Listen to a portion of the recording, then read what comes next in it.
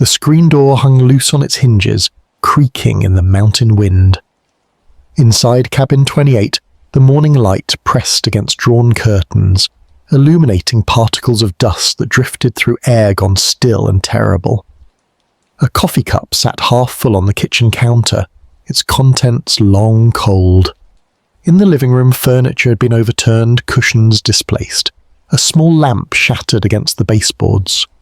The wood-panelled walls bore witness to something that had occurred in darkness, something violent and deliberate and impossibly cruel. Outside, the pines of Plumas County stood silent sentinel as they had for 1,000 years, indifferent to human suffering, while the resort community of Keddie stirred towards Saturday morning routines. A child's bicycle leaned against the cabin's exterior wall. A pair of work boots sat beside the front step, the ordinary objects of ordinary lives, now rendered strange by their proximity to horror. The wind moved through the trees, carrying with it the scent of pine sap and mountain cold, and somewhere in the adjacent cabins, neighbours were beginning to wake, unaware that the world they knew had already changed, that innocence had departed in the night, that evil had visited this small corner of the Sierra Nevada and left its mark in ways that would never be erased, never be explained, never be reconciled with the peaceful promise of these mountain mornings. Chapter 1. The Mountain Community. Good evening and welcome to the Bedside Historian. The night has settled around you now, and the world beyond your window has grown quiet and small. Wherever you find yourself this evening, whatever hour the clock may show, know that you have found a place of stillness here. Before we begin our journey backward through time, I invite you to subscribe to this channel if these histories speak to you, if these voices from the past provide comfort in the watching hours. Your support helps us continue illuminating these forgotten corners of history, and for that we are grateful. Now, let the present fade. Let us drift together into another time, another place where the mountains held secrets and the darkness kept its counsel. The town of Keddie existed as a kind of accident of geography and ambition, a settlement that never quite became what its founders had imagined. It lay in the Sierra Nevada range of Northern California, in Plumas County, where the mountains folded into themselves in patterns of pine and granite, where elevation pressed against the sky at 4,000 feet, where winter came early and stayed late and left the land marked by its passage.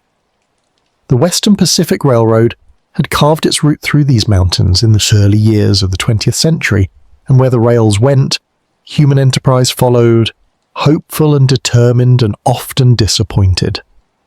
In 1910, a man named Frank Keddie had purchased land along the railroad line and envisioned a resort community, a place where travellers might rest between the long hauls across the mountain passes, where families might summer in the clean mountain air, where the modern world's machinery might intersect with nature's ancient stillness. He built accommodations and advertised the healthful properties of altitude and pine-scented breezes. For a time the dream held, visitors came. The depot saw traffic, money changed hands and structures rose from the forest floor, and the community bore his name forward into the decades. But dreams in isolated places require constant tending, and the 20th century moved with rhythms that left small mountain settlements behind. The automobile changed how Americans travelled.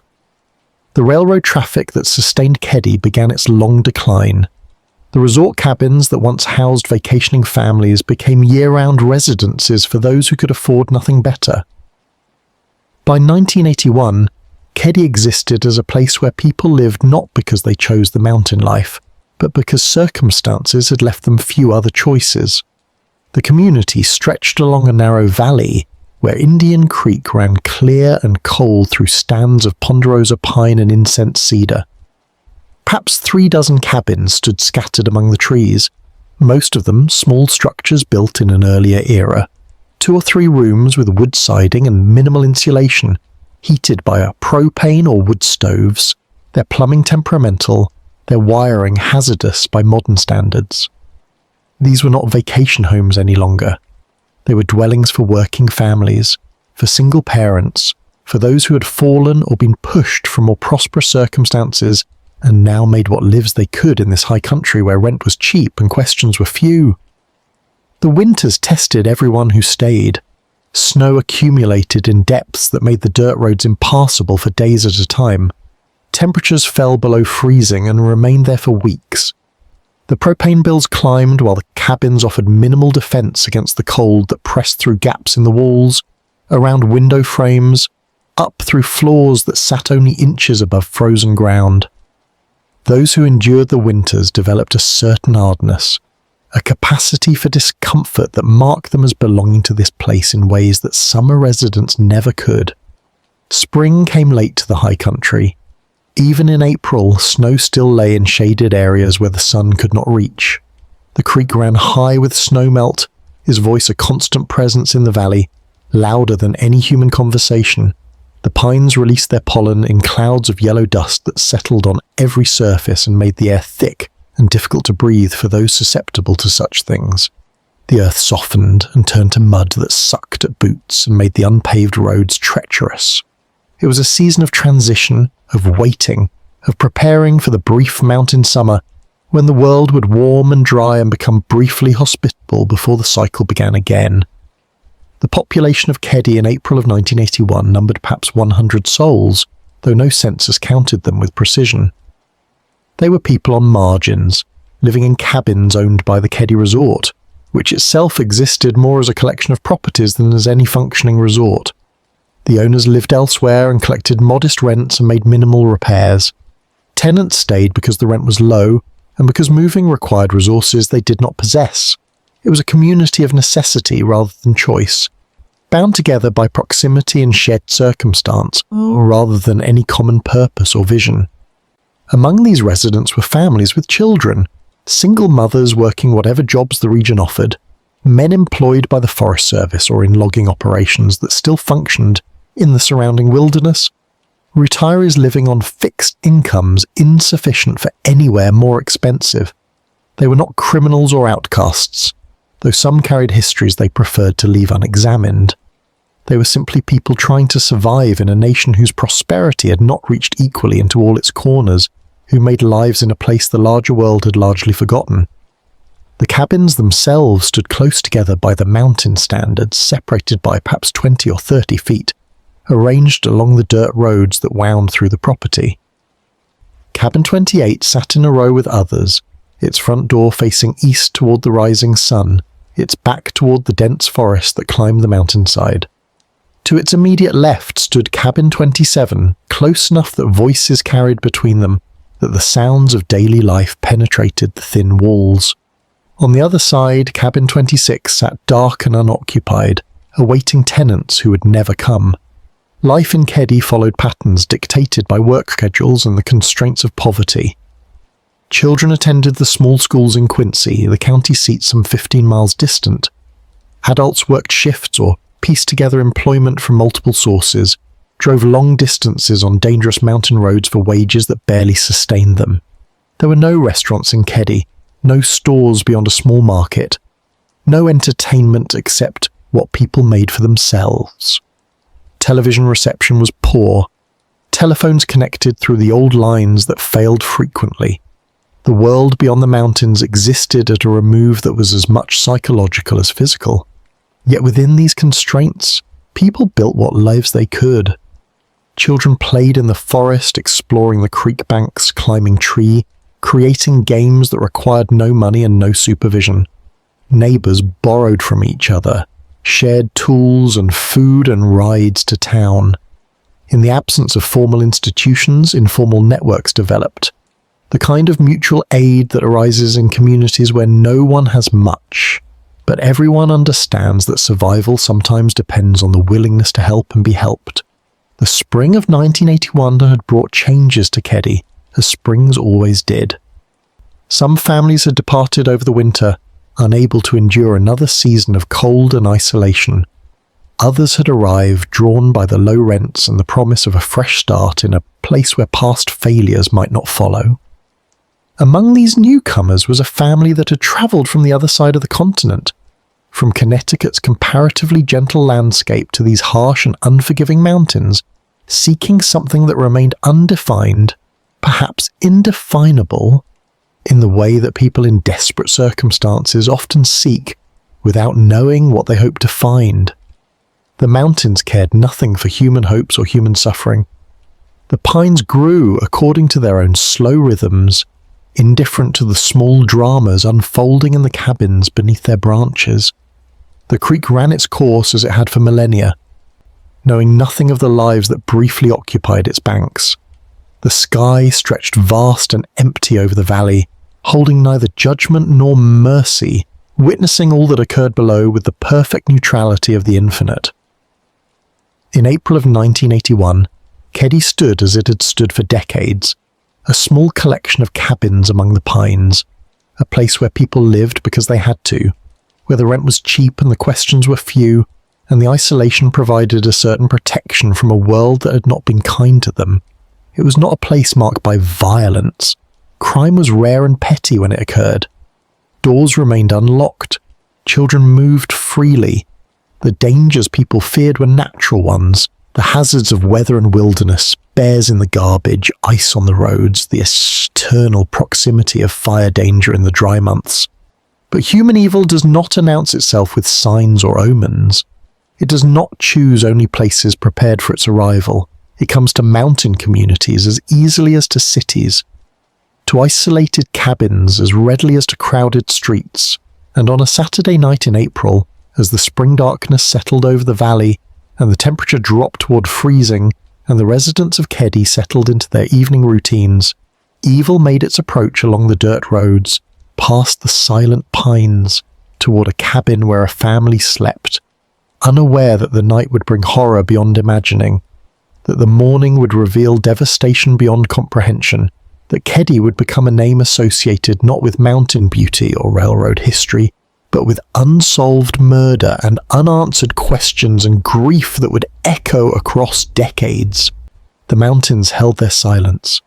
The darkness deepened, and in cabin 28, ordinary life continued its final hours, innocent and doomed, while the world turned slowly toward dawn and discovery and the terrible knowledge that would change everything for everyone who survived to see the morning light. Chapter 2. The Sharpening Household.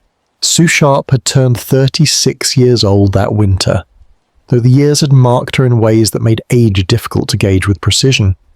She possessed the kind of face that revealed hardship without complaint, lines around the eyes that spoke of worry and sleeplessness, a thinness that came not from vanity, but from the mathematics of feeding 5 children on insufficient resources. Her hair remained dark, worn long in the fashion that had persisted from the previous decade, and her hands showed the wear of constant labour, the small scars and calluses that accumulated on the hands of women who did everything themselves because hiring help was impossible, and asking for help was a luxury reserved for those with family nearby or friends with resources to spare. She had been born Susan Elaine Johns in Michigan, had grown up in circumstances she rarely discussed, had married young as women of her generation often did, seeking escape or security or simply the next chapter of a life that seemed to offer limited options. The marriage had produced 5 children across 14 years, each birth adding another layer of responsibility, another mouth to feed, another future to worry over in the dark hours when worry came most easily. The husband, James Sharp, had provided what he could for a time, but marriages under financial strain develop fractures that widen with each crisis, and by the time Sue made the decision to leave, the fractures had become chasms impossible to bridge. She had taken the children and departed Connecticut in the autumn of 1980, driving west with whatever possessions fit in the vehicle, leaving behind the familiar landscapes of New England for the unknown territories of the Mountain West. What precisely drove this exodus remained a matter known fully only to Sue herself. She spoke to neighbours of wanting a fresh start, of seeking a place where the cost of living might allow her to provide better for her children, where past mistakes might not define future possibilities. Others heard hints of darker motivations, whispers of abuse or addiction or dangers that required putting 3,000 miles between present and past. The journey west had been arduous. 5 children ranging in age from 5 to 15 crammed into a vehicle with their possessions, crossing the continent on highways that stretched endlessly through territories that must have seemed alien to those accustomed to Connecticut's dense forests and stone walls. They had stopped in Quincy, California, drawn perhaps by affordability or perhaps by simple exhaustion, the need to stop driving and begin the work of building something from the wreckage of what had been left behind.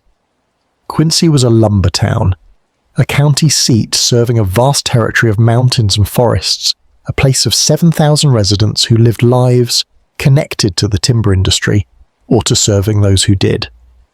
It offered employment for those willing to work, schools for children, and a certain anonymity available in communities large enough that newcomers did not immediately become objects of intense scrutiny. Sue found work as a waitress, the kind of service employment that required no specialized training and offered immediate if modest income. The wages barely covered expenses, even in a place as inexpensive as Quincy, and she began searching for housing that might stretch her resources further. The Keddie Resort cabins represented the bottom tier of available housing, structures that landlords in more prosperous areas would have condemned or demolished decades earlier. But the rent was low, perhaps $150 monthly for 2 bedrooms and a living space, and the location was manageable. Only 15 miles from Quincy along Highway 70, a route that Sue could navigate even in winter conditions. In February of 1981, she signed whatever lease the resort required and moved her family into Cabin 28, a structure that measured perhaps 800 square feet with wood paneling on the interior walls, linoleum floors worn through to the subflooring in high-traffic areas, and windows that rattled in their frames when the wind blew. The cabin's layout was simple to the point of primitive. The front door opened directly into the living room, a space perhaps 12 feet by 14, with a fireplace on one wall that burned wood inefficiently and filled the room with smoke if the flue was not adjusted properly.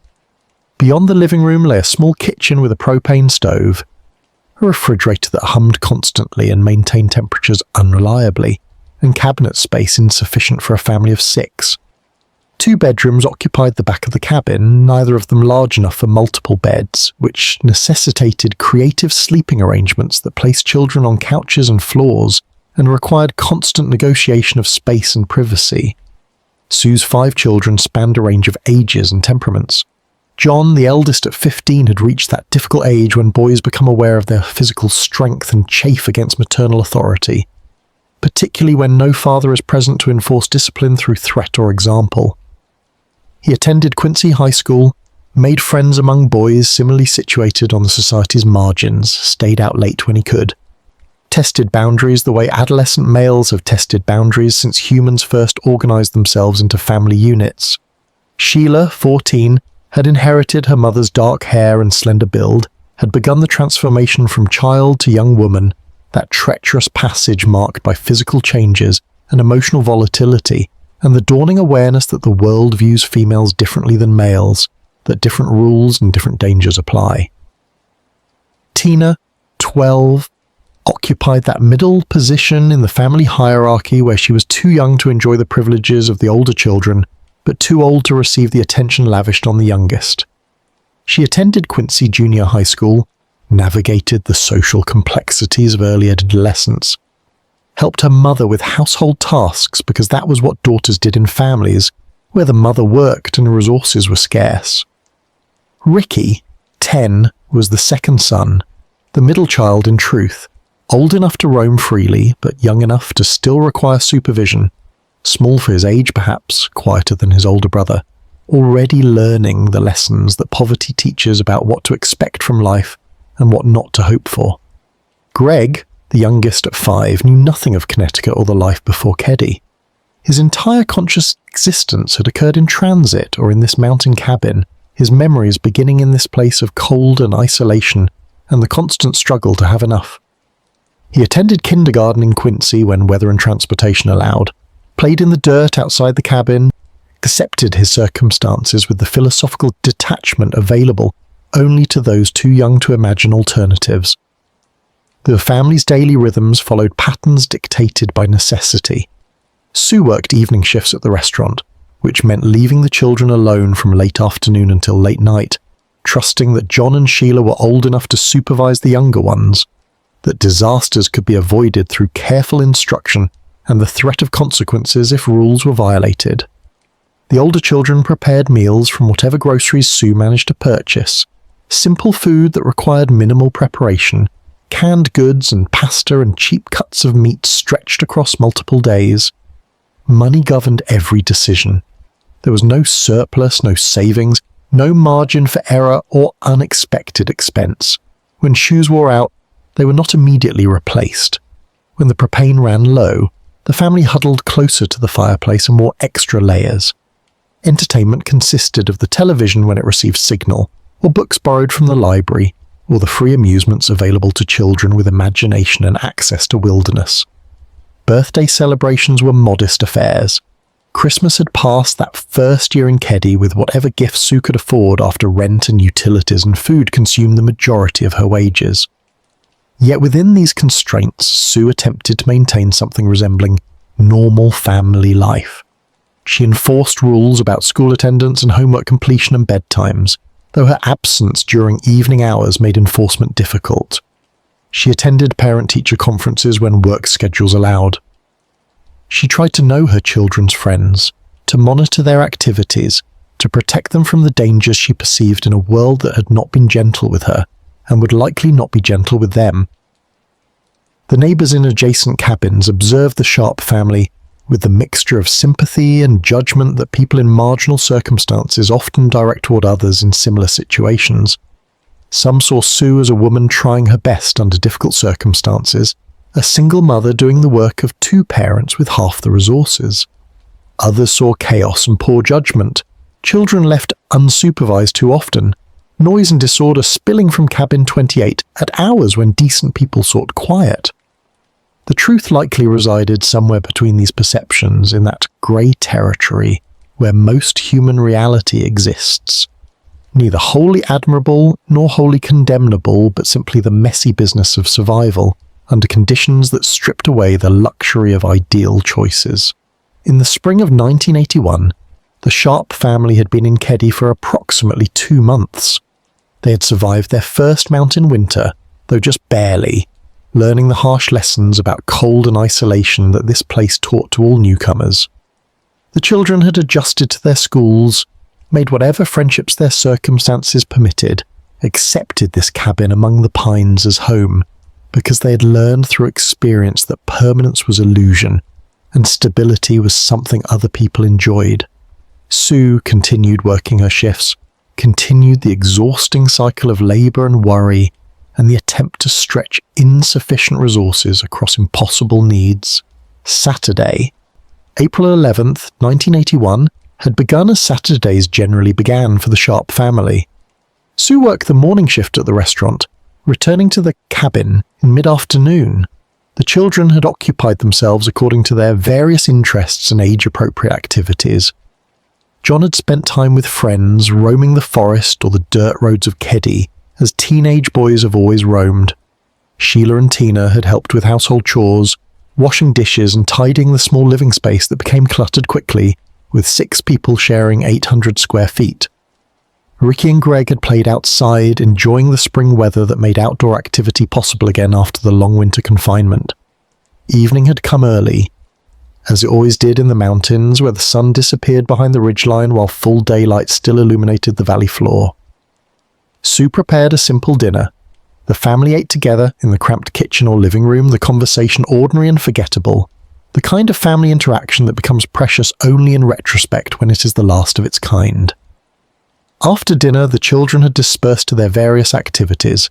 John had gone out again, making plans to spend the night at a friend's house in cabin 27, the neighbouring structure where a boy named Rick lived. Sheila had asked permission to sleep over at the house of another friend, the Seabolt residence across the resort grounds, and Sue had granted this permission because it was Saturday night, and teenage girls needed social connection and friendships, and because Sue had to work the evening before shift and would not be home to supervise anyway. The 3 younger children remained in cabin 28 as darkness settled over Keddie. Tina and Ricky and Greg, ages 12 and 10 and 5, watched television if reception allowed, or played quiet games, or prepared for bed according to whatever routine Sue had established before departing for work. A friend of John's, a boy named Dana Wingate, had come over that evening, planning to join John at the sleepover in cabin 27. Dana was 17, old enough to have a driver's license, a tall boy with the lanky build of late adolescence, friendly and unremarkable, known to the Sharp family through John's social connections. Trusted enough to be welcome in the home. Sue had left for work around 8 o'clock in the evening, driving the dark highway into Quincy, leaving her 3 younger children with Dana Wingate presumably keeping an eye on them, though teenagers of 17 cannot be expected to provide proper supervision, and likely Dana had his own interests and did not watch the clock or enforce bedtimes with any rigour. The evening had progressed toward night, toward the small hours when honest people sleep and the mountain darkness is complete and absolute, broken only by the occasional light from cabin windows or the distant glow of Quincy in the valley below. What happened next would be discovered only in the morning, when light returned and the world revealed what the darkness had concealed. But in those evening hours of April 11th, as Sue served customers in Quincy and John slept in cabin 27 and Sheila laughed with friends at the Seabolt house, cabin 28 held 4 people who had no reason to expect anything other than an ordinary night, who locked no doors because doors were not locked in Keddie, who feared no intruders because violence was not part of this place's history, who went about their final hours in innocence and ignorance, unaware that evil was already approaching, that the darkness held more than shadows, that the morning would bring discovery and horror and grief that would echo across decades and never, ever find resolution.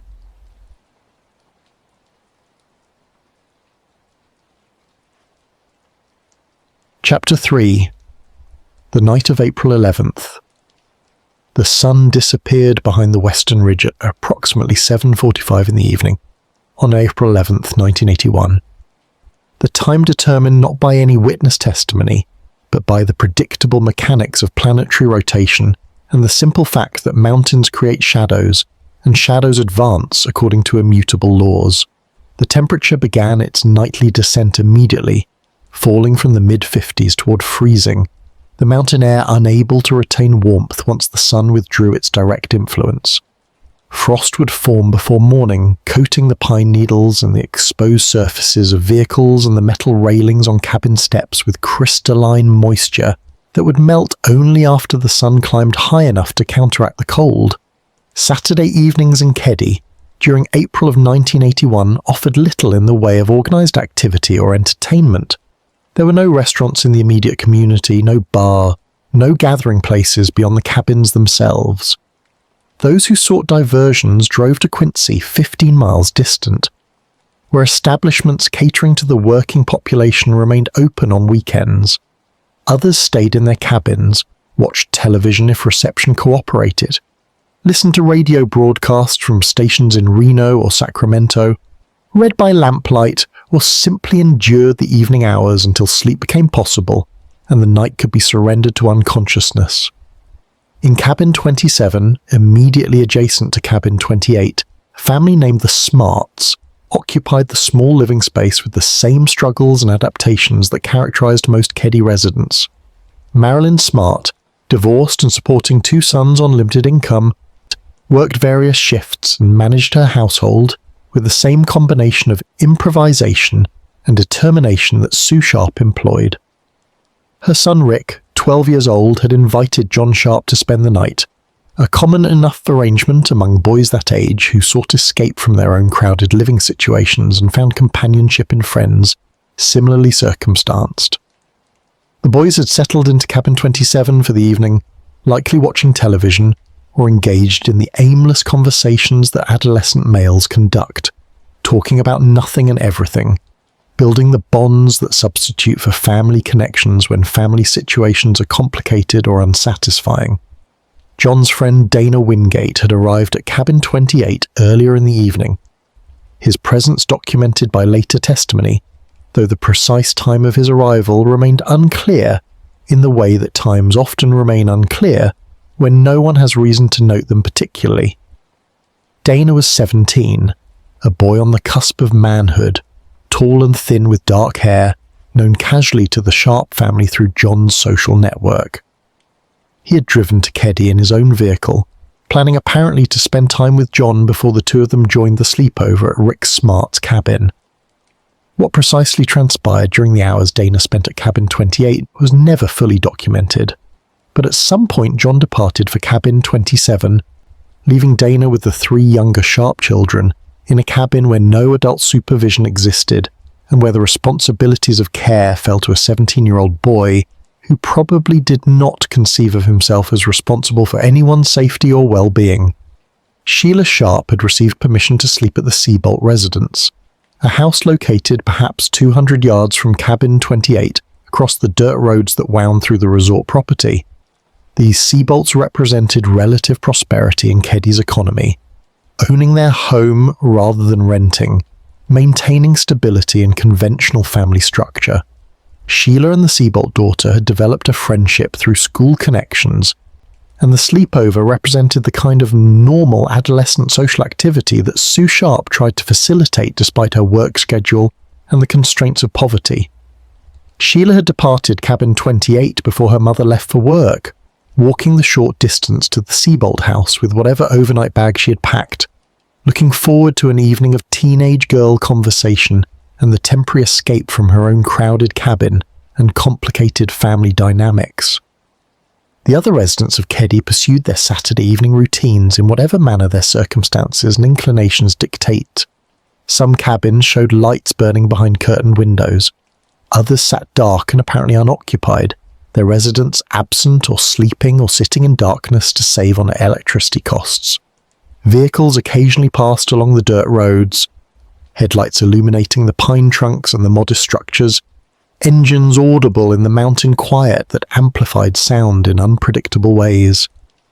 Dogs barked occasionally, responding to the passage of wildlife or unfamiliar vehicles, or simply to the mysterious stimuli that caused dogs to bark in the night. The creek ran high with snowmelt, its constant voice a background to all other sounds, white noise that residents learned to ignore the way city dwellers ignore traffic. In Cabin 28, Tina Sharp and her younger brothers Ricky and Greg occupied the evening hours in whatever manner children occupy such hours when parents are absent and entertainment options are limited. The television may have been on, its glow visible through the windows, its sound carrying to adjacent cabins through walls that provided minimal sound insulation. Or perhaps the children had grown tired of television and played board games or card games. Or perhaps they had simply prepared for bed, washing at the bathroom sink, changing into pajamas, arranging themselves in whatever sleeping configuration the limited space permitted. Dana Wingate presumably remained with them, though whether he actively supervised or simply occupied space while pursuing his own interests remained a matter of speculation. The night deepened toward those hours when even weekend revelers begin to quiet, when lights extinguish cabin by cabin, when the human activity that marks daylight hours surrenders to sleep and stillness.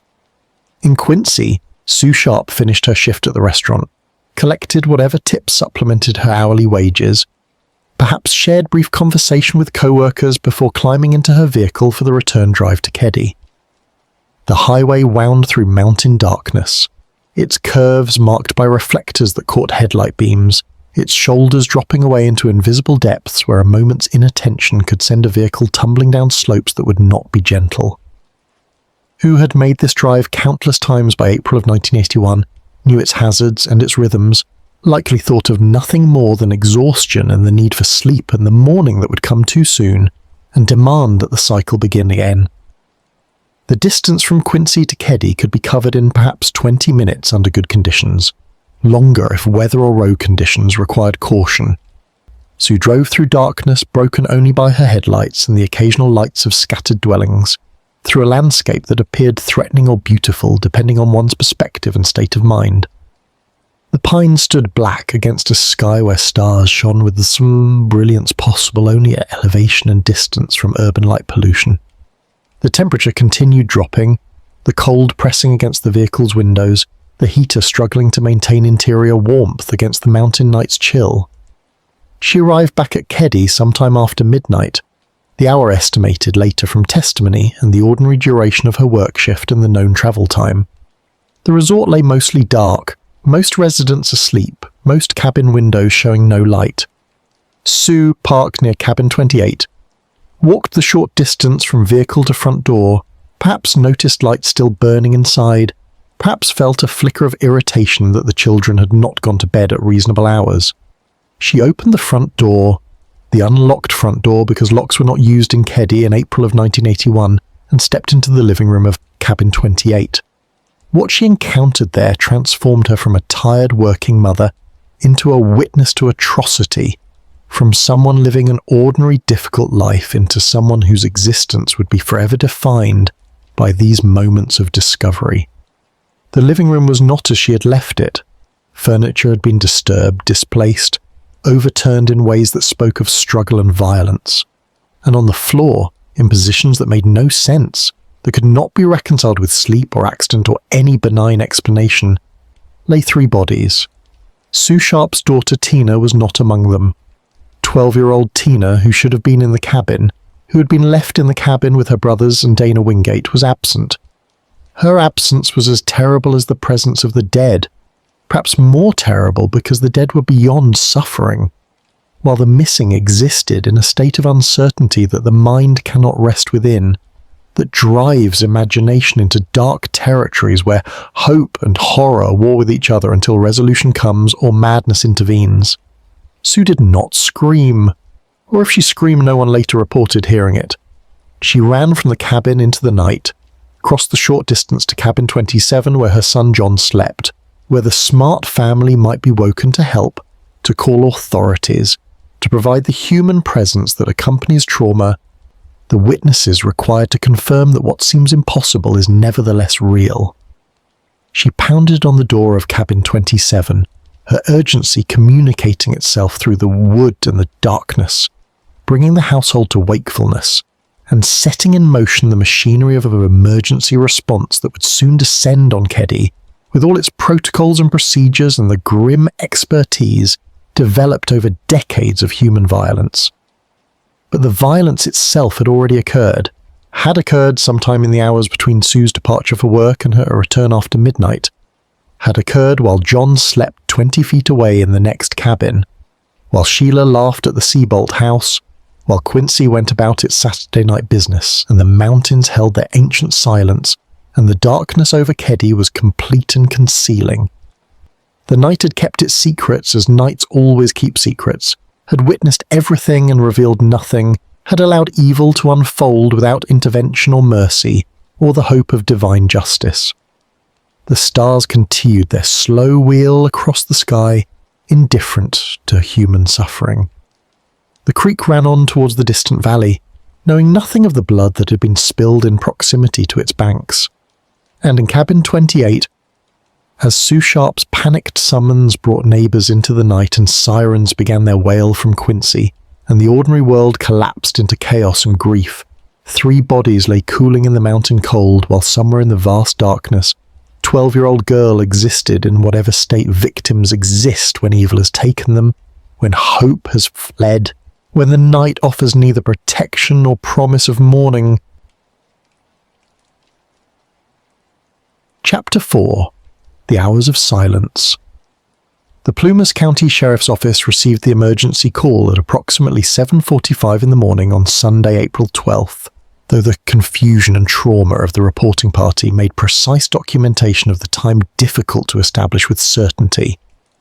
The voice on the telephone belonged to someone from the Keddie Resort community reporting a situation that the dispatcher initially struggled to comprehend, words tumbling out in fragments that suggested something terrible but lacked the coherence necessary for immediate understanding. Bodies, children, cabin 28, blood. The dispatcher followed established protocols, requesting clarification, attempting to determine whether medical response was required, whether the threat remained active, whether the caller was safe or endangered. Sheriff Doug Thomas and his deputies responded with the speed that rural law enforcement responses permit when distances are great and resources are limited, and the roads wind through mountain terrain that cannot be traversed quickly regardless of urgency. From Quincy to Keddie required perhaps 20 minutes even, with lights and sirens, 20 minutes during which the scene at cabin 28 remained exactly as Sue Sharp had found it, exactly as it had been since the violence concluded sometime in the previous night's dark hours, unchanged except for the gathering of neighbours and witnesses who had emerged from adjacent cabins in response to the commotion, who stood in the cold morning air and knew that something terrible had occurred, but did not yet comprehend the full scope of the horror that had visited their community. The first deputies to arrive at cabin 28 found a scene that would challenge the investigative resources of major urban departments and would prove overwhelming for a small rural sheriff's office, whose experience with homicide was limited, and whose forensic capabilities were rudimentary by the standards of 1981 criminal investigation. The cabin's front door stood open, neighbours milling in proximity, the interior visible to anyone who looked. The crime scene already contaminated by Sue Sharp's initial entry and her subsequent frantic movement through the space and the arrival of the Smart family and others drawn by the emergency. Inside the living room lay 3 bodies. Sue Sharp, 36 years old, mother of 5 children, waitress and refugee from Connecticut, and someone who had sought a better life in these mountains and found instead the worst of deaths. John Sharp, 15 years old, eldest son, adolescent, on the cusp of manhood, someone with his whole life ahead of him in the way that phrase is used to describe young people before tragedy renders it unbearably poignant. And Dana Wingate, 17, a boy known to the family through social connections, who had come to cabin 28 on a Saturday evening, expecting nothing more than time with friends, and who would never leave. The bodies bore witness to extreme violence. This was not shooting from distance, not poisoning, not any method that allows the killer to remain removed from the victim's suffering. This was intimate violence, violence that requires proximity and physical effort and the willingness to continue striking even after the victim is clearly dead, even after any conceivable threat has been neutralized. Multiple weapons had been used, a fact that became apparent even to observers without forensic training. Blunt force trauma was evident. Sharp force trauma. Blood in quantities that spoke of catastrophic injury, of vessels severed and hearts continuing to pump for some brief period after mortal wounds were inflicted, distributing life across the floor and the walls and the furniture. Sue Sharp had been bound at some point during the attack, her hands restrained behind her back with electrical cord, a detail that suggested planning, or at minimum the presence of mind to immobilize victims while violence continued against others. Her skull showed evidence of massive trauma, the kind of injuries that result from repeated blows with heavy objects swung with force. Defensive wounds marked her hands and arms, the automatic responses of someone trying to ward off an attack, trying to protect her head, trying to survive through that terrible period when the body fights for life even as the mind begins to understand that death is approaching. John Sharp had also been bound, his hands secured with medical tape that would later become a point of investigative interest because medical tape is not a common household item in cabins occupied by working-class families with no members requiring regular wound care or medical supplies. He had been struck repeatedly, his young body subject to violence that continued well past the point necessary to kill, violence that spoke of rage or hatred, or some psychological state that drove the attacker to continue striking, even after the victim was clearly deceased. His throat had been cut, a wound that forensic examination would later determine occurred post-mortem after death, a detail that raised terrible questions about why someone would inflict such a wound on a corpse. Dana Wingate had been similarly brutalized, his tall frame found lying in a position that suggested he had been on the couch when the attack commenced, that he may have been asleep or at least unaware until violence was already upon him. He bore head trauma consistent with being struck multiple times with a blunt object, and his throat also showed sharp force trauma, cuts that had severed major vessels and would have caused rapid exsanguination had he still been alive when they were inflicted. The autopsy would later determine that, like John, Dana's throat had been cut after death, a signature element that connected the 3 murders and suggested a killer or killers who needed to ensure death beyond any doubt or who derived some psychological satisfaction from this final violation of the corpse. The murder weapons lay scattered through the scene, left behind by perpetrators apparently unconcerned with forensic evidence or confident that such evidence would not lead to their identification. A claw hammer, its head matted with blood and hair and tissue. Kitchen knives taken from the cabin's own drawers, ordinary blades transformed into instruments of death. A wooden stake, perhaps broken from some outdoor structure, its blunt end effective as a club. The variety of weapons suggested opportunism, or perhaps multiple attackers, each using whatever came to hand, or perhaps a single attacker moving through the cabin and selecting different implements for different victims or different stages of the assault. The living room furniture had been disturbed but not destroyed, indicating that while struggle had occurred, it had been limited in scope or duration. A lamp had been knocked to the floor and broken, couch cushions were askew, a coffee table had been moved. But the cabin had not been ransacked, drawers had not been emptied, closets had not been searched. Whatever the motive for this violence, it was not robbery. Nothing of value had been taken. Sue Sharp's purse remained in the cabin with whatever money it contained. John's wallet was undisturbed. The television and other modest electronics remained in place. This was violence for its own sake, violence directed at specific individuals for reasons that would remain forever unclear. Blood distribution throughout the living room told a story that forensic experts would later attempt to reconstruct with varying degrees of success and certainty. Blood spatter on the walls indicated arterial spray from at least one victim, while their heart still pumped. Pooling on the floor showed where bodies had lain bleeding after the heart ceased its function, gravity pulling blood downward, seepage occurring according to the predictable laws of fluid dynamics. Smearing patterns suggested that bodies or objects had been moved after the initial violence, though whether by the perpetrators or during the discovery phase remained ambiguous. The remainder of the cabin showed less obvious signs of disturbance. The kitchen appeared relatively untouched, though investigators would later note details such as dishes in the sink and items on counters that might speak to the evening's timeline. The two small bedrooms in the back of the cabin were examined carefully, bedding searched for evidence, closets opened, personal effects documented. In one bedroom, evidence suggested children had been present and sleeping, beds made up or sleeping bags arranged, the normal detritus of child occupation visible, but two of the three younger children were missing. Tina Sharp, age 12, was not in the cabin. Her absence was noted immediately as part of the emergency report, a missing child being a priority that required immediate action regardless of the horror already discovered. Rick Sharp, age 10, was also missing, his absence creating a second point of desperate urgency. The possibility that the children had fled during the attack, that they were hiding in the forest, injured or traumatized but alive, drove immediate search efforts. Deputies began combing the surrounding woods, calling the children's names, looking for any sign of flight or concealment. But there was a third child unaccounted for. Greg Sharp, age 5, Sue's youngest, had been left in the cabin the previous evening along with his siblings. Where was Greg?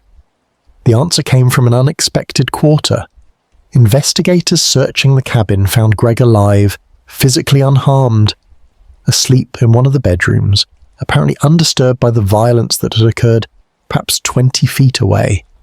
How a child could sleep through such an attack, through the sounds of struggle and death, through whatever chaos had filled that small cabin in the night hours, seemed impossible to reconcile with any understanding of how noise travels and how children wake to disturbances. Yet there he lay, sleeping, innocent, unaware that his mother and brother were dead in the next room, unaware that his sisters were missing, unaware that his life had been irrevocably altered while he slept. The discovery of Greg alive introduced an element of profound strangeness to an already incomprehensible scene. The attackers had left him untouched. They had bound and killed his mother and his older brother John and Dana Wingate, had killed with extreme violence and apparent rage, but they had not touched this 5-year-old child sleeping in the back bedroom. What did this mean? Had they not known he was there? Had they known but chosen for some reason to spare him? Had the attack been interrupted before they could complete whatever plan included all the victims? Or had Greg simply been extraordinarily fortunate, sleeping so soundly that he drew no attention, remaining so still and silent that the attackers never realized another child was present? Neighbors were questioned immediately about what they might have heard or seen during the night. The responses were troubling in what they revealed about the nature of the attack and the proximity of witnesses who heard nothing, or at least nothing they recognized as violent. The Smarts in cabin 27, with only a thin wall separating them from cabin 28, reported hearing no screams, no crashes, no sounds of struggle. John Sharp had slept through the murder of his mother and friend and brother, separated from the violence by perhaps 20 feet and a wall, constructed of materials that normally transmitted sound readily. How was this possible? Had the victims been prevented from screaming, hands clamped over mouths, or throats cut so quickly that vocal cords could not produce sound? Had the attack been so swift that resistance was minimal? Or had people heard something and dismissed it as ordinary cabin noise, arguments, or rough play? Sounds unremarkable in a community where thin walls meant everyone heard fragments of everyone else's lives. One neighbour would later report hearing what might have been a scream around 1:30 in the morning, a sound that woke her briefly before she dismissed it as an animal or a dream and returned to sleep. Another reported seeing a light on in cabin 28 at an unusual hour. Someone else mentioned hearing a vehicle departing at some point in the early morning darkness. But these fragments of observation, collected after the fact, coloured by knowledge of what had occurred, provided little concrete information and much fuel for speculation and theory. The crime scene investigation proceeded according to the protocols and capabilities available to a small rural sheriff's office in 1981. Photographs were taken, though not as comprehensively as modern standards would require. Evidence was collected, though some items that might have held forensic value were overlooked or contaminated. Blood samples were gathered for typing, though DNA analysis was not yet available as an investigative tool. Fingerprints were lifted from various surfaces, though the cabin had been occupied by a family of 6 and visited by friends and neighbours, creating a confusing palimpsest of prints that would prove difficult to sort into relevant and irrelevant categories. As morning advanced and word spread through Quincy and the surrounding communities, more resources arrived at Keddie. The California Department of Justice sent investigators with experience in complex homicide cases. The coroner came to examine the bodies in situ before they were removed to the morgue for autopsy. News media learned of the murders and began the process of transforming tragedy into story, personal loss into public narrative. And throughout it all, 2 children remained missing, their fate unknown, their whereabouts a mystery that drove search efforts into the surrounding wilderness with the desperate hope that somewhere in those vast mountains Tina and Rick Sharp were alive and could be found before exposure or injury or whatever had caused their disappearance claimed their lives as well. The sun climbed higher over Keddie, warming the April morning, melting the frost that had formed overnight. Birds sang in the pines, indifferent to human horror. The creek continued its ancient course. And in cabin 28, investigators worked through the evidence of the worst violence this community had ever known, documenting the undocumentable, trying to find reason in the unreasonable, seeking answers that would prove elusive then and remain elusive across all the decades that followed. Chapter 5: The Morning Discovery.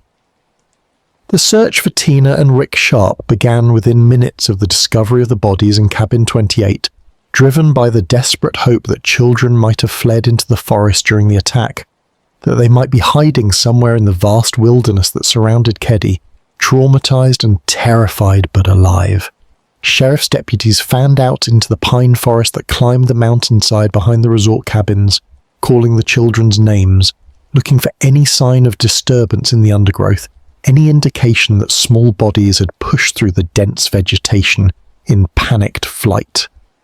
Search and rescue volunteers were summoned from throughout Plumas County, people experienced in navigating mountain terrain, in reading landscapes for signs of human passage, in understanding where frightened children might run or hide. The forest offered endless possibilities for concealment and equally endless dangers for children alone and unprepared. Black bears emerged from their winter dens in April, hungry and unpredictable, potentially aggressive if startled or if they perceived threat. The terrain itself presented hazards, steep slopes where a misstep could send a child tumbling down rocky inclines, ravines where the unwary could fall and lie injured beyond the reach of searchers' voices. The creek ran high and cold with snowmelt, its current strong enough to sweep away anyone who fell into its flow, its temperature capable of inducing hypothermia within minutes, and the sheer vastness of the wilderness meant that even organised searchers could miss small bodies concealed in thick brush or fallen into depressions or lying still in places where searchers simply did not look. The search continued through Sunday and into Monday, expanding in concentric circles from Cabin 28, covering roads and trails and trackless forest, checking abandoned structures and natural caves and any location where children might have sought shelter. Bloodhounds were brought in to track scents, though the passage of time and the movement of many feet through the area complicated their task. Volunteers walked grid patterns through sections of forest, maintaining visual contact with adjacent searchers, moving slowly and deliberately to ensure no area was overlooked. Aircraft flew over the region when weather permitted, observers scanning the ground for any sign of disturbance or colour or shape that might indicate human presence. As hours became days without any sign of the missing children, the nature of the search began to shift. Hope persisted because no evidence of death had been found, but the probability calculations grew grimmer with each passing hour. Children without food or water or shelter, exposed to nighttime temperatures that still fell below freezing, facing the psychological trauma of whatever they had witnessed or experienced, could not survive indefinitely. And the possibility that they had not fled at all, that they had been taken by whoever had attacked Cabin 28, began to dominate investigative thinking. If the children had been abducted, they could be anywhere, moved in vehicles to locations far from Keddie, held prisoner or already dead in places the search teams would never reach. The autopsies on Sue Sharp, John Sharp and Dana Wingate were conducted at the Plumas County morgue by the county coroner with assistance from forensic pathologists sent by the California Department of Justice. The examinations confirmed what had been evident at the scene. All three victims had died from multiple traumatic injuries inflicted by both blunt and sharp force weapons. Sue Sharp had sustained at least 12 separate blows to the head with sufficient force to fracture her skull in multiple places. Her hand showed defensive wounds consistent with attempting to ward off attack. Bruising on her wrists indicated she had been bound while still alive, had struggled against restraints while capable of movement. Her throat had been cut after death, the wound severe enough to nearly decapitate her, inflicted with what the pathologist determined was likely a knife with a serrated edge. John Sharp's autopsy revealed similar patterns of injury, multiple skull fractures from blunt force trauma, defensive wounds on his hands and forearms, evidence of binding with medical tape that had left residue on his skin and fibres embedded in abrasions on his wrists. His throat wound was also post-mortem inflicted with extreme force, cutting through tissue and cartilage and partially severing the spinal column. The pathologist noted that the violence inflicted on John exceeded what would be necessary to cause death, suggesting either multiple attackers or a single attacker in a state of extreme rage or psychological disturbance. Dana Wingate had suffered similarly extensive injuries. His height and athletic build had not protected him from an attack that left his skull fractured in at least 8 places. The pathologist's report noted that Dana likely lost consciousness quickly from the initial blows and may have been dead or dying before the throat cutting occurred. Blood evidence suggested he had been on or near the couch when the attack began, that he may have been sleeping or at least unaware until the first blow landed. Like the other victims, Dana's throat wound was post-mortem, suggesting that this final mutilation served some psychological need for the killer, rather than any practical purpose related to ensuring death. Toxicology screens on all 3 victims came back negative for alcohol or drugs, eliminating the possibility that impairment had contributed to their inability to defend themselves or escape. Time of death estimates based on body temperature, rigor mortis and lividity suggested the murders had occurred sometime between 10 o'clock Saturday night and 2 o'clock Sunday morning, a 4-hour window that investigators hoped to narrow through witness testimony and other evidence. Stomach contents indicated that Sue had eaten several hours before death, consistent with having a meal before her evening shift at the restaurant. The children had also eaten, their stomach contents showing partially digested food consistent with dinner consumption. The forensic examination of the cabin itself proceeded with meticulous attention to detail that would nonetheless later be criticized as insufficient given the complexity of the scene and the resources available in 1981. Blood typing revealed that all the blood in the living room belonged to the 3 victims, with no indication that the attacker or attackers had been injured during the assault. This absence of perpetrator blood suggested either that the attack had been so one-sided that victims that were unable to fight back effectively, or that any injuries inflicted on attackers were minor and did not result in significant bleeding. Fingerprints lifted from various surfaces throughout the cabin included identifiable prints from the Sharp family members, from Dana Wingate, and from several other individuals who were identified through comparison with known prints of friends and neighbors who had visited the cabin legitimately.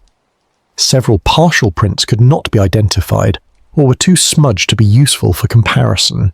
One particular set of prints on a knife handle found near the bodies generated significant investigative interest, but attempts to match these prints to known suspects would prove frustrating and ultimately inconclusive.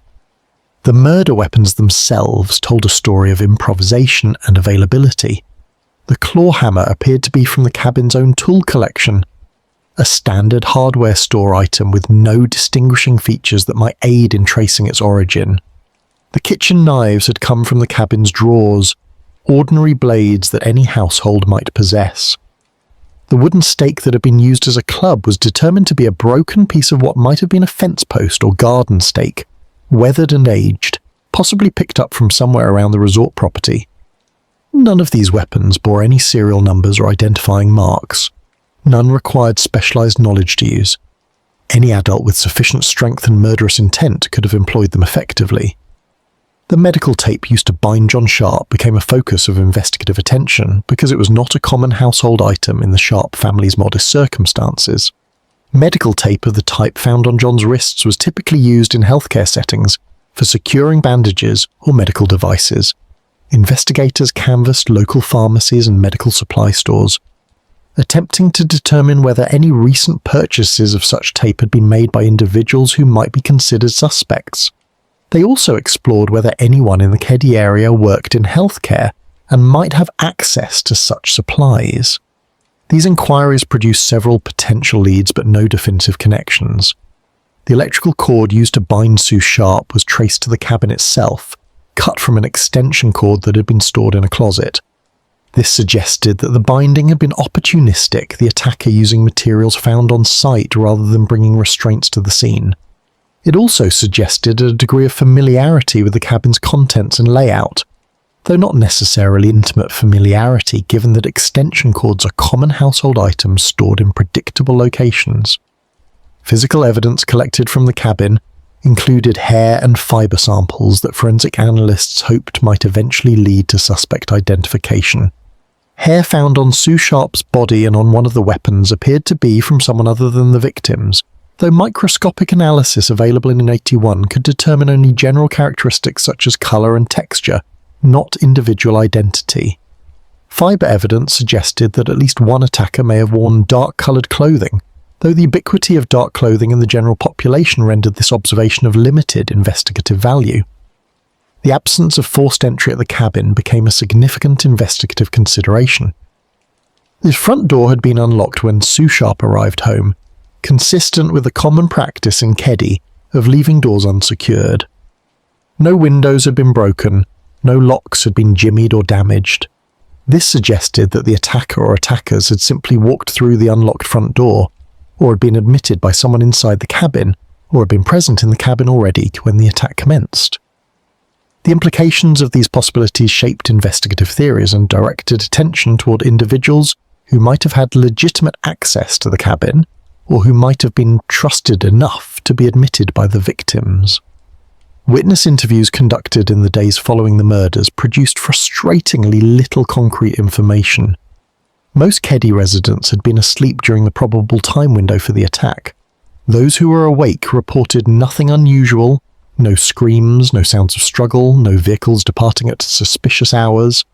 The neighbour who reported hearing what might have been a scream around 1:30 in the morning could not be certain of what she had heard or whether the time was accurate. Another neighbour, who mentioned seeing a light on in cabin 28 at an unusual hour, could not specify exactly what time this had been or whether such a detail was truly unusual, given that the Sharp family's schedule was irregular due to Sue's work hours. One witness reported seeing unfamiliar vehicles in the Keddie area on Saturday evening, but descriptions were vague and unhelpful. A green van, a pickup truck of indeterminate colour, vehicles that might have belonged to residents or visitors, or might have been passing through the area for completely innocent reasons. Without license plate numbers or more specific details, such observations provided little actionable intelligence. The investigation also examined Sue Sharp's background and relationships, seeking any connection that might explain why she and her family had been targeted. Interviews with her co-workers at the restaurant revealed nothing unusual. She had been quiet and hard-working, had kept her personal life private, had never mentioned threats or fears or problems that might have foreshadowed violence. Her ex-husband in Connecticut was contacted and provided an alibi for the night of the murders, having been 3,000 miles away with witnesses who could confirm his whereabouts.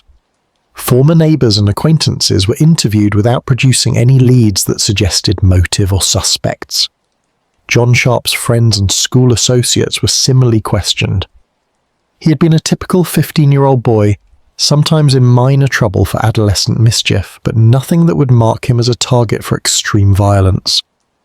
Dana Wingate's background was examined with equal thoroughness, investigators exploring whether he might have been the primary target and the Sharps merely unfortunate witnesses. But Dana appeared to be an unremarkable teenage boy with no enemies, no involvement in criminal activity, no connections to dangerous people or situations. As the investigation progressed without breakthrough, frustration mounted among law enforcement and community members alike. How could such extreme violence occur in such a small community without producing witnesses or evidence that pointed clearly toward perpetrators? How could a crime scene that contained so much physical evidence, so much blood and so many weapons and such obvious signs of struggle, fail to yield identification of those responsible?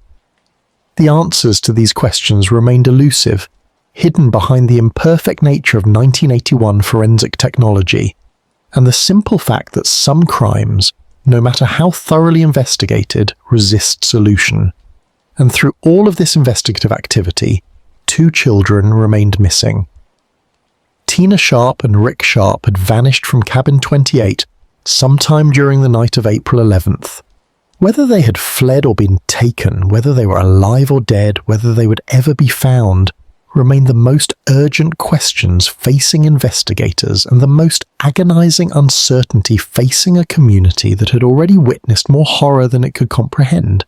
The searches continued, day after day, extending further into the wilderness, checking and rechecking areas already covered, driven by the hope that persisted despite growing evidence that hope might be misplaced, that the children might be beyond rescue, that the forest might hold secrets it would never surrender.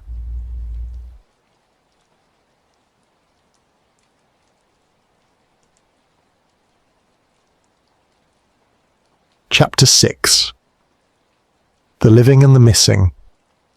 Sheila Sharp had spent Saturday night at the Seabolt residence in blissful ignorance of the horror unfolding at cabin 28. She had engaged in the ordinary activities of teenage girls at sleepovers, talking and laughing and sharing confidences in the way that 14-year-old friends share confidences, staying up later than parents would normally permit, eventually falling asleep in the early morning hours. Sunday morning had arrived with the gentle normalcy of a mountain spring day. Sunlight filtering through curtains, the gradual stirring of a household toward breakfast and Sunday routines.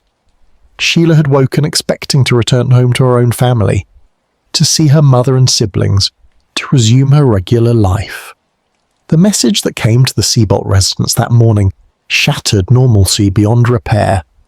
The exact words spoken to Sheila were never publicly documented, but the effect was immediate and devastating. Her mother was dead. Her brother John was dead. Her younger brother Rick and sister Tina were missing. She needed to come immediately. The Seabolts, themselves shocked and struggling to comprehend what had occurred so close to their own home, accompanied Sheila back toward Cabin 28, though whether they allowed her to see the scene or shielded her from its worst aspects remained unclear in later accounts. What Sheila experienced in those first hours after learning of her family's destruction can only be imagined through the limited lens of empathy and the inadequate vocabulary available for describing trauma of such magnitude. She had gone to sleep as a girl with a complete family, with a mother and 4 siblings, with the normal teenage concerns about school and friends and the small dramas of adolescent life. She woke to find half her family dead or missing, her mother murdered in a manner too horrible to fully explain, her brothers either killed or vanished, her youngest brother Greg alive but traumatized, and her sister Tina nowhere to be found. The psychological impact of such sudden and complete devastation defies adequate description. Greg Sharp, age 5, had been removed from Cabin 28 once investigators realized he was alive and unharmed in the bedroom. He was taken to the sheriff's office and then into protective custody while authorities determined appropriate placement. Greg had slept through the murders of his mother and brother, through whatever sounds and violence had filled the cabin in the dark hours, and had awakened to a world fundamentally altered. Whether he understood immediately what had happened, or whether comprehension came gradually remained unclear.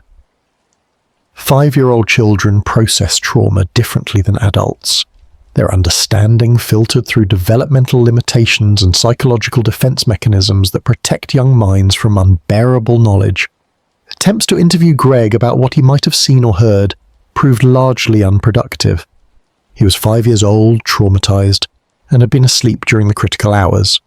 He could provide no useful information about who had been in the cabin or what had occurred.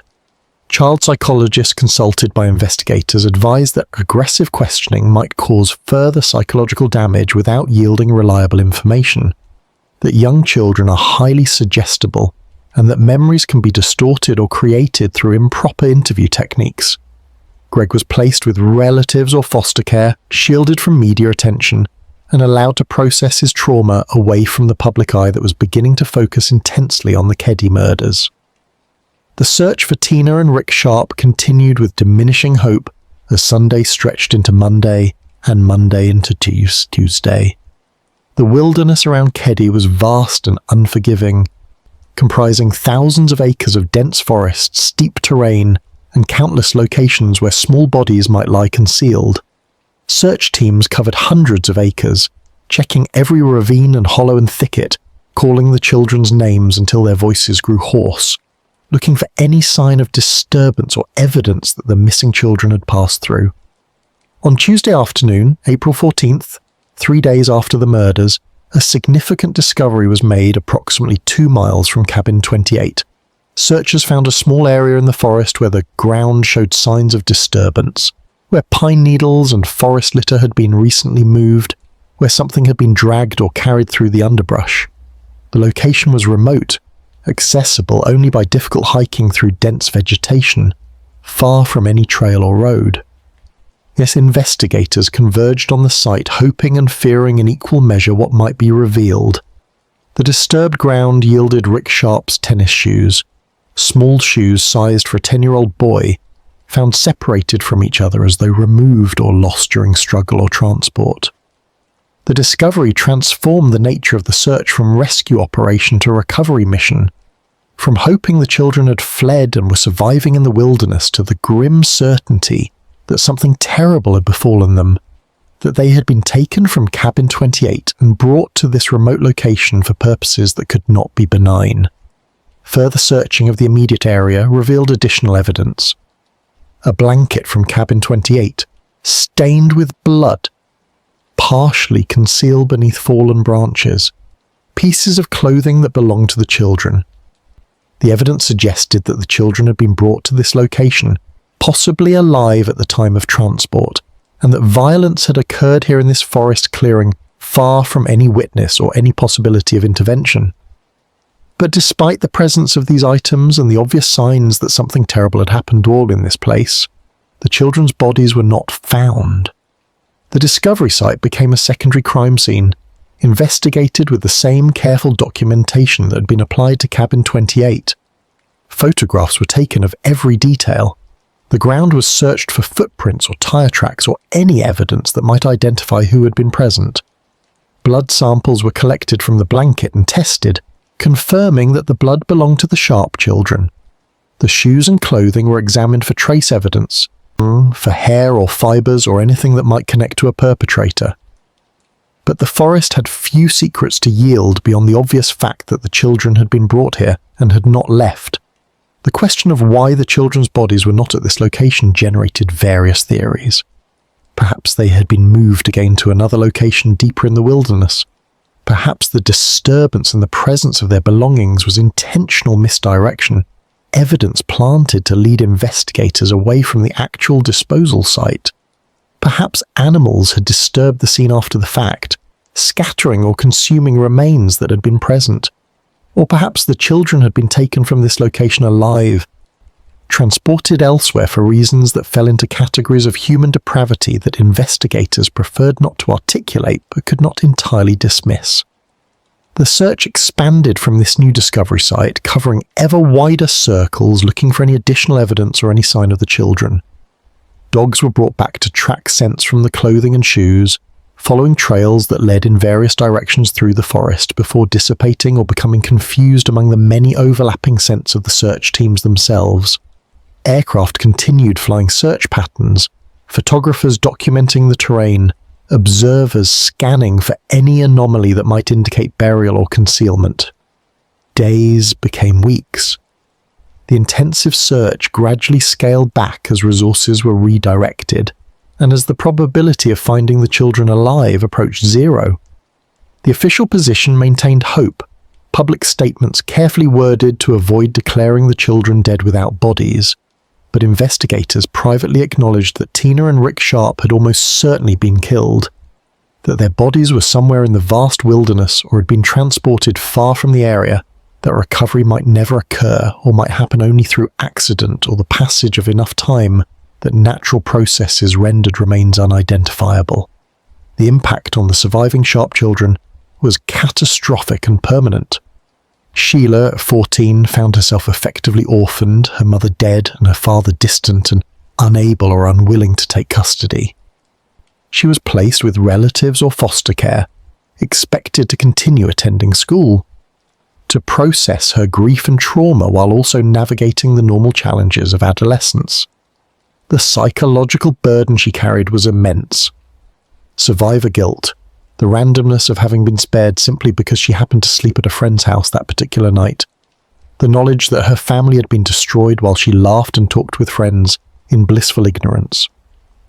The weight of such knowledge on a 14-year-old psyche is difficult to quantify but impossible to dismiss. Greg, at 5, faced a different but equally profound challenge. He would grow up with fragmented memories of his mother and siblings, with the knowledge that violence had visited his family, but without the developmental capacity to fully process or contextualize that violence. He would be raised by others, would carry the Sharp name, but would never have the Sharp family as he might have known it, would be forever marked by events he could not remember clearly, and could not understand fully even as he matured into adulthood. John, the older brother who had survived, because he chose to sleep at a friend's cabin that night, carried his own burden of chance survival. He had been 20 feet away when his mother and his friend Dana died, separated by a thin wall that had somehow prevented the sounds of murder from waking him, had slept peacefully while horror unfolded in proximity that made his survival seem impossibly fortunate or cruelly arbitrary, depending on perspective. The psychological impact of such knowledge, of being so close to death without experiencing it, of surviving while a friend who was a guest in his family's home was killed, would shape his life in ways both obvious and subtle for decades to come. The community of Keddie itself struggled to process what had occurred within its boundaries. This was not a place accustomed to violence of any kind, much less violence of such extreme and apparently motiveless brutality. Parents became hyper-vigilant about their children's safety. Doors that had never been locked were secured. Trust that had existed as a default condition of mountain community life evaporated into suspicion and fear. People looked at neighbours with new uncertainty, wondering whether evil walked among them in familiar guise, whether the person they greeted on the road or in the market might be the person who'd committed these murders. The economic impact was also significant. The Keddie resort, already struggling with declining occupancy and aging infrastructure, found its reputation irrevocably damaged. Who would rent a cabin in a place where such horror had occurred? The name Keddie became associated not with mountain recreation but with unsolved murder, with the failure of law enforcement to protect or to solve, with the uncomfortable reality that evil could strike anywhere and justice might never follow. Occupancy declined further, property values dropped, and the resort's already precarious financial situation deteriorated toward the eventual abandonment that would characterize the property in later decades. But in the immediate aftermath of the murders, as April 1981 stretched into May and then June, the focus remained on finding Tina and Rick Sharp and on identifying who had committed these crimes. The investigation consumed enormous resources, involved multiple law enforcement agencies, generated thousands of pages of reports and documentation. Yet as weeks passed without breakthrough, without arrest, without even a clear theory of the case that could be pursued with confidence, frustration mounted, and hope diminished. The children remained missing, the questions remained unanswered, and somewhere in the vast Sierra Nevada wilderness, or in some location far from Keddie, two children existed in whatever state victims exist when violence has claimed them, when the living world has released them, when only the earth knows where they lie, and the earth maintains its ancient silence regardless of how desperately the living seek answers.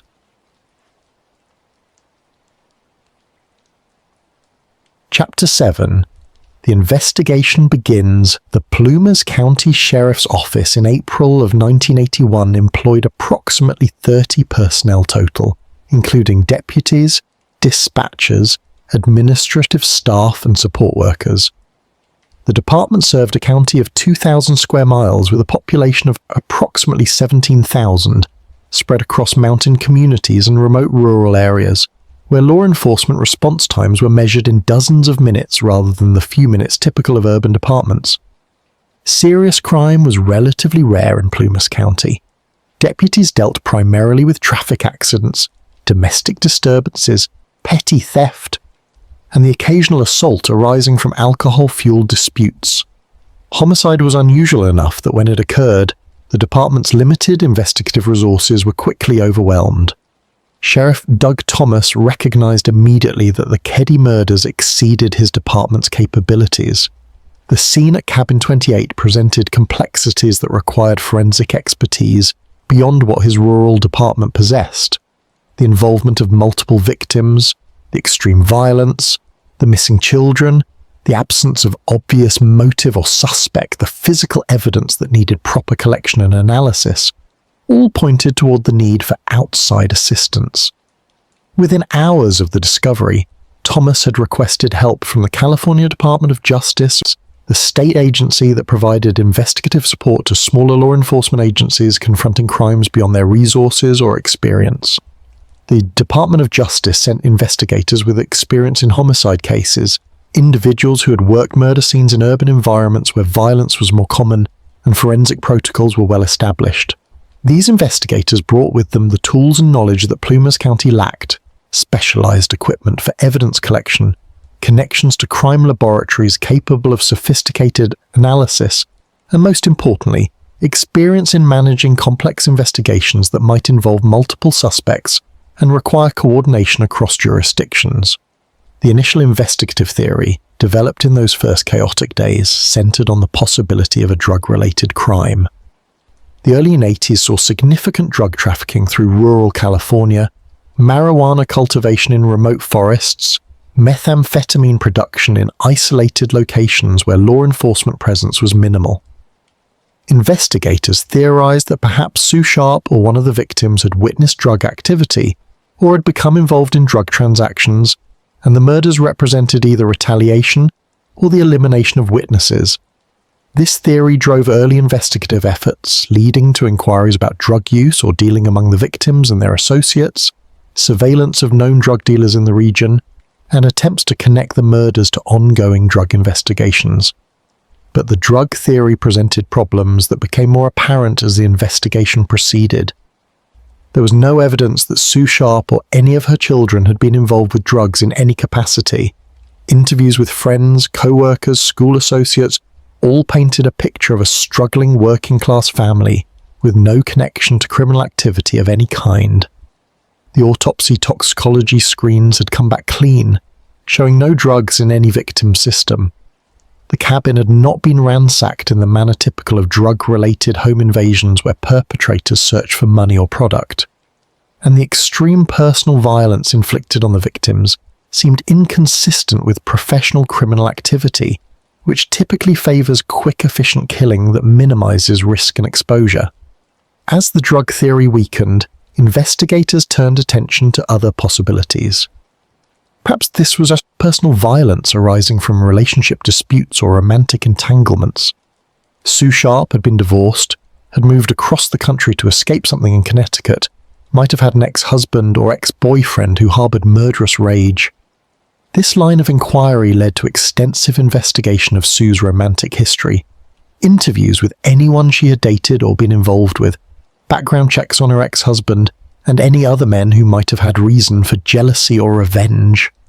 But these inquiries produced no viable suspects. Sue's ex-husband had been in Connecticut at the time of the murders with ironclad alibis. The men she had dated casually since her divorce showed no signs of obsessive behavior or violent tendencies. No evidence emerged of stalking or threats or any precursor behavior that typically precedes domestic violence homicides. Another theory considered was that the murders might have been committed by transients, drifters passing through the area who encountered the Sharp family randomly and attacked for reasons of opportunity or psychological compulsion. The Keddie area's proximity to Highway 70 made it accessible to people traveling through the region, and the resort's remote location might have seemed appealing to someone looking for isolated victims. This theory aligned with certain aspects of the crime, particularly the apparently random nature of the attack and the absence of clear motive, but it struggled to explain how transients would have known about Cabin 28 specifically, why they would have chosen this particular family, and how they could have departed the area without leaving traces or drawing attention. One of the most significant investigative challenges arose from the sheer number of potential witnesses and suspects within the Keddie community itself. The resort housed dozens of residents, many of them transient, many with complicated backgrounds and criminal histories, some with substance abuse issues or mental health problems. Distinguishing between innocent residents who happened to live near the crime scene and potential suspects who might have had opportunity and means, if not clear motive, proved enormously time-consuming. Deputies interviewed virtually every Keddie resident multiple times, taking statements, checking alibis, looking for inconsistencies that might indicate deception or involvement. Several residents drew particular investigative scrutiny. Martin Smart and his wife Marilyn, who lived in Cabin 27 immediately adjacent to the murder scene, became subjects of intense interest. Martin Smart had a temper, had been heard arguing with his wife, had made statements to neighbours that in retrospect seemed potentially threatening or suspicious. Investigators learned that Martin had military experience, that he owned weapons, that his behaviour in the days following the murders seemed erratic or concerning to some who knew him. The proximity of Cabin 27 to the crime scene meant that anyone in that cabin during the night of the murders would have been well positioned to commit the crimes, or at minimum would likely have heard something that might provide investigative leads. But Martin Smart provided alibis. Claimed to have been asleep during the relevant hours was supported by his wife's testimony that nothing unusual had occurred that night. Without physical evidence connecting him to the crime scene, without witnesses placing him in Cabin 28, without a clear motive that would explain why he would murder Sue Sharp and the others, investigators could not develop probable cause for arrest, despite their suspicions. Smart remained a person of interest. someone investigators believed merited continued attention, but interest without evidence could not be transformed into charges. Another individual who drew investigative focus was a man named Bo Bubede, sometimes spelled Buda Bay in various reports, a friend or associate of Martin Smart, who had been present in the Keddie area around the time of the murders. Bubede had a criminal history, had served time in prison, was known to be violent and unstable. Witnesses placed him in Keddie on the night of April 11th, though his exact whereabouts during the critical hours remained unclear. His physical appearance matched some vague descriptions that witnesses had provided of suspicious individuals seen in the area, and his connection to Martin Smart suggested possible conspiracy or joint participation in the crimes. Investigators attempted to interview Bubede multiple times, but he proved evasive and uncooperative, providing inconsistent statements about his activities and whereabouts. He left the Keddie area shortly after the murders, relocating to other parts of California and eventually leaving the state entirely, making follow-up interviews difficult and preventing the kind of sustained investigative pressure that might have broken through his resistance or revealed inconsistencies in his story. Without physical evidence placing him at the scene, without witnesses who could definitively identify him as present in Cabin 28, without confession or other direct evidence of guilt, investigators could not build a prosecutable case despite their strong suspicions about his involvement. The murder weapons themselves provided frustratingly little useful information. The claw hammer bore no manufacturer's marks or serial numbers that would allow tracing to a specific purchase. The kitchen knives had come from the cabin's own drawers, eliminating any possibility of tracing their origin to a suspect. The wooden stake was generic, could have been picked up from anywhere in the resort area, provided no leads. Forensic examination of these weapons revealed fingerprints, but the prints were fragmentary and smudged, and attempts to match them to known suspects proved inconclusive. The weapons told investigators nothing about who had wielded them, except that the wielder had been strong enough to inflict massive skull fractures and had been in a state of sufficient rage or determination to continue striking well past the point necessary to cause death. The medical tape used to bind John Sharp generated extensive investigation, but ultimately led nowhere definitive. Inquiries at local pharmacies and medical supply stores revealed that such tape was not commonly purchased by the general public, but was readily available to anyone who asked for it. Several individuals in the Keddie area worked in healthcare, or had family members who worked in healthcare and theoretically had access to medical supplies. But establishing a direct chain of custody from a specific roll of tape to a specific individual proved impossible. The tape was common enough that its presence at the crime scene could not be used to identify a unique suspect. DNA analysis, which would revolutionize criminal investigation within a few years, was not yet available as a practical investigative tool in 1981. The forensic techniques of the era relied primarily on blood typing, which could eliminate suspects but could not positively identify individuals with the specificity that DNA profiling would later provide. Blood found at the scene belonged to the victims based on type analysis. Perpetrator blood had been present, it was in quantities too small to detect or had been cleaned up or simply did not exist because the attack had been so one-sided that the attackers sustained no injuries worthy of bleeding. Hair evidence collected from the scene and from victims' bodies included strands that appeared to be from someone other than the known victims. Microscopic analysis could determine general characteristics such as color, texture, and whether the hair had been dyed or cut recently, but could not identify specific individuals. The hair evidence suggested that at least one person other than the victims had been in close physical contact with them, but without more advanced analysis techniques, this knowledge provided no path towards suspect identification. Witness testimony, the traditional backbone of criminal investigation, proved remarkably unhelpful in the Keddie case. Despite the proximity of other occupied cabins, despite the extreme violence that must have generated some noise, despite the coming and going that must have accompanied the attack and the removal of the children, no one reported seeing or hearing anything definitive. The neighbour who heard what might have been a scream could not be certain of the time, or even whether the sound had been human or animal. The neighbour who saw a light burning at unusual hours in cabin 28 could not specify exactly when, or whether this was truly unusual given the Sharp family's irregular schedule. No one reported seeing unfamiliar vehicles or suspicious individuals during the critical hours, or if they saw such things, they did not recognise their significance at the time and could not recall useful details later. The investigation generated thousands of pages of reports, consumed thousands of hours of investigator time, involved interviews with hundreds of individuals. Tips from the public poured in as news of the murders spread beyond Plumas County into regional and eventually national media coverage. Every tip required follow-up, every lead needed investigation, every theory demanded exploration regardless of how improbable it might seem. The vast majority of tips led nowhere, arising from misunderstanding or attention-seeking, or the peculiar psychology that drives some individuals to inject themselves into high-profile cases through false reports and fabricated information.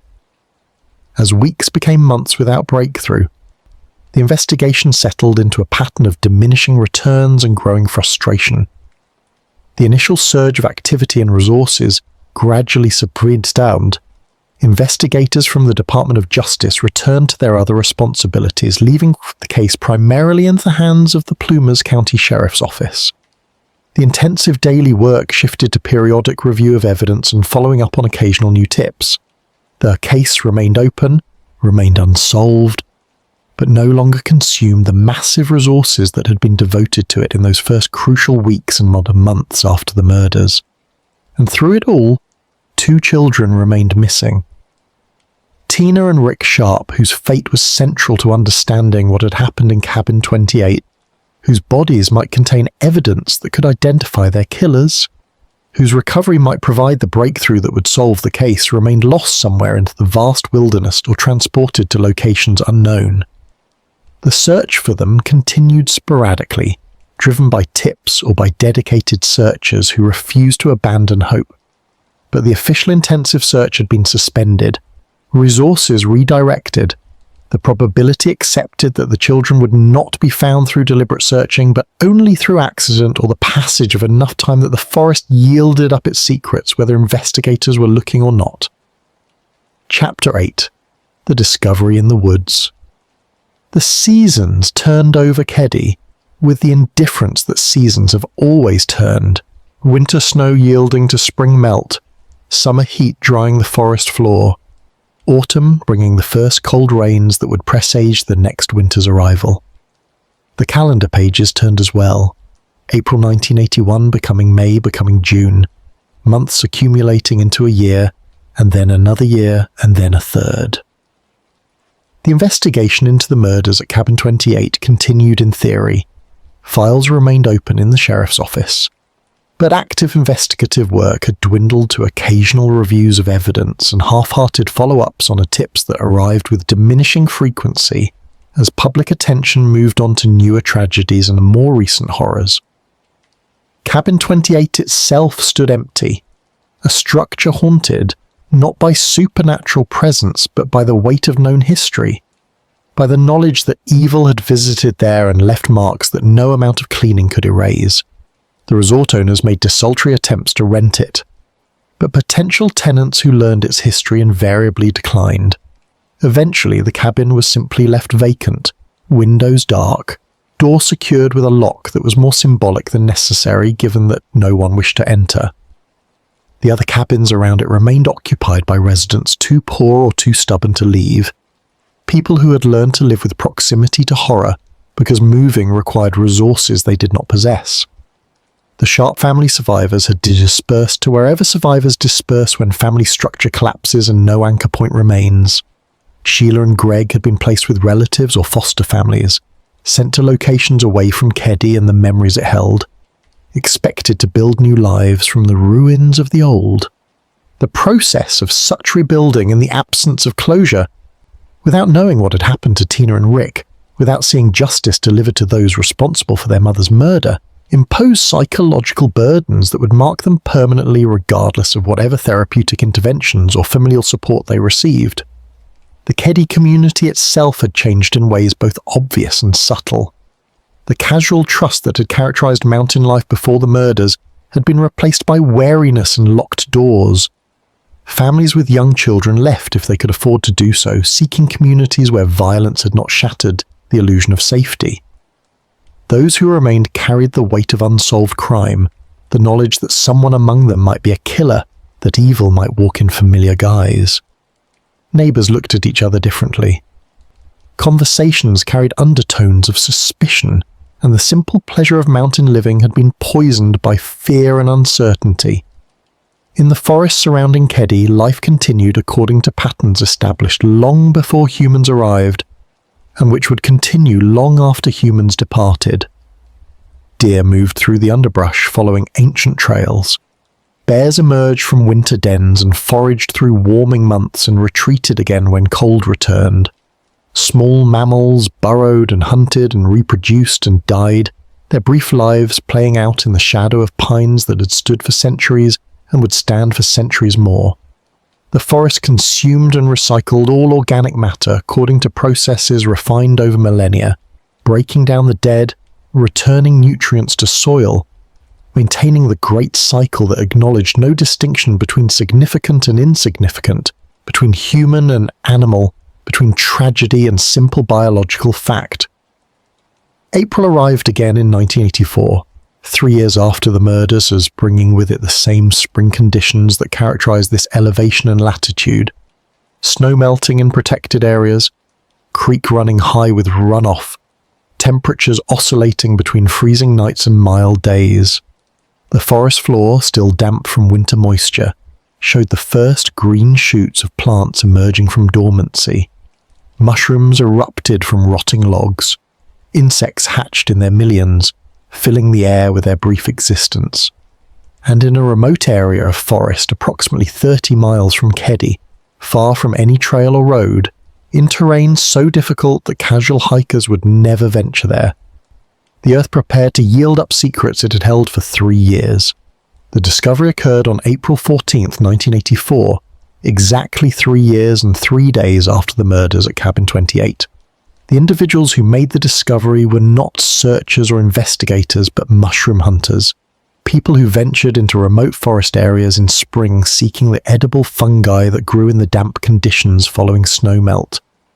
Morel mushrooms commanded high prices in restaurants and markets, and those with knowledge of where to find them could supplement modest incomes through careful foraging in the weeks when conditions favored mushroom growth.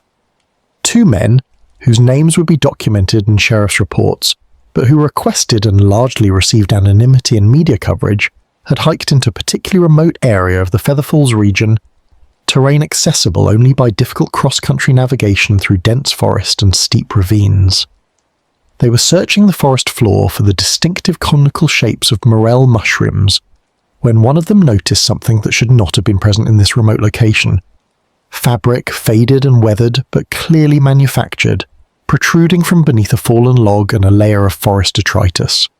The men approached cautiously, uncertainty about what they were seeing giving way to growing horror, as they recognized that the fabric was clothing, and that the clothing still contained what clothing should not contain, when found in remote forest 3 years after anyone had worn it. They did not disturb the scene beyond what was necessary to confirm what they had found. One of them remained at the location to ensure it could be found again, while the other hiked back to where their vehicle was parked and drove to the nearest location where law enforcement could be contacted. The Plumas County Sheriff's Office received the report with the mixture of hope and dread that accompanies any potential breakthrough in a case that has gone cold.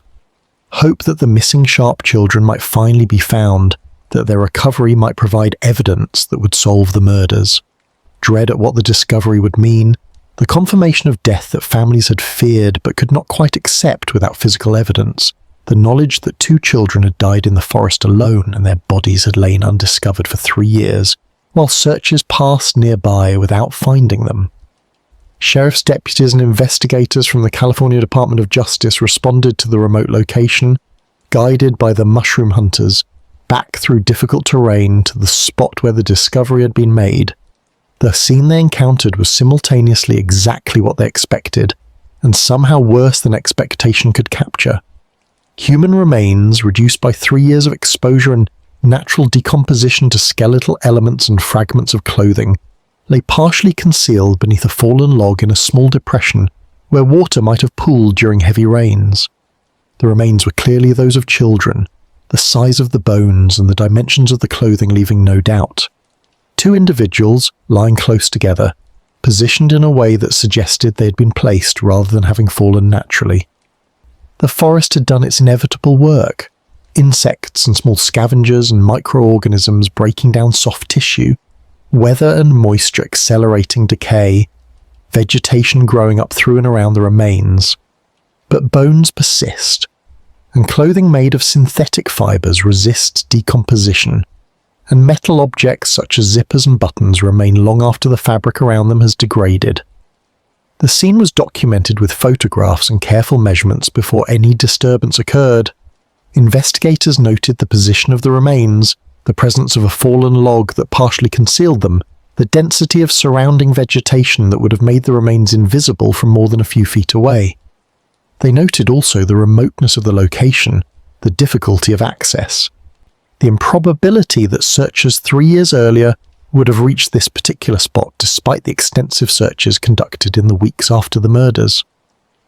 The recovery of remains in such advanced decomposition required careful technique to avoid destroying potential evidence. Each bone was photographed in place before removal. The clothing fragments were examined for any trace evidence that might have survived 3 years of exposure.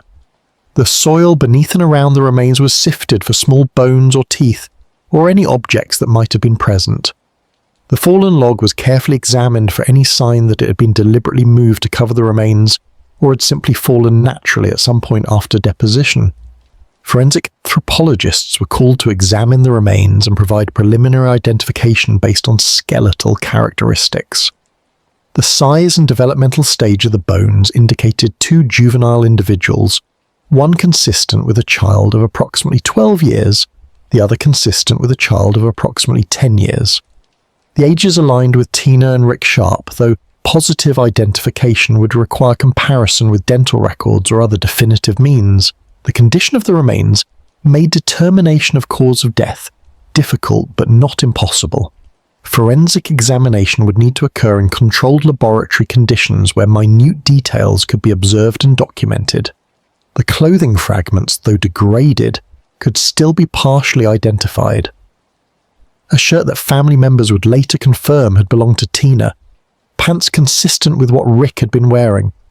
The specific items of clothing confirmed what bone analysis suggested, that these were indeed the missing Sharp children, that the 3-year search had finally ended, not through investigative breakthrough, but through the chance discovery of mushroom hunters who had ventured into a remote forest and happened to look in the right direction at the right moment.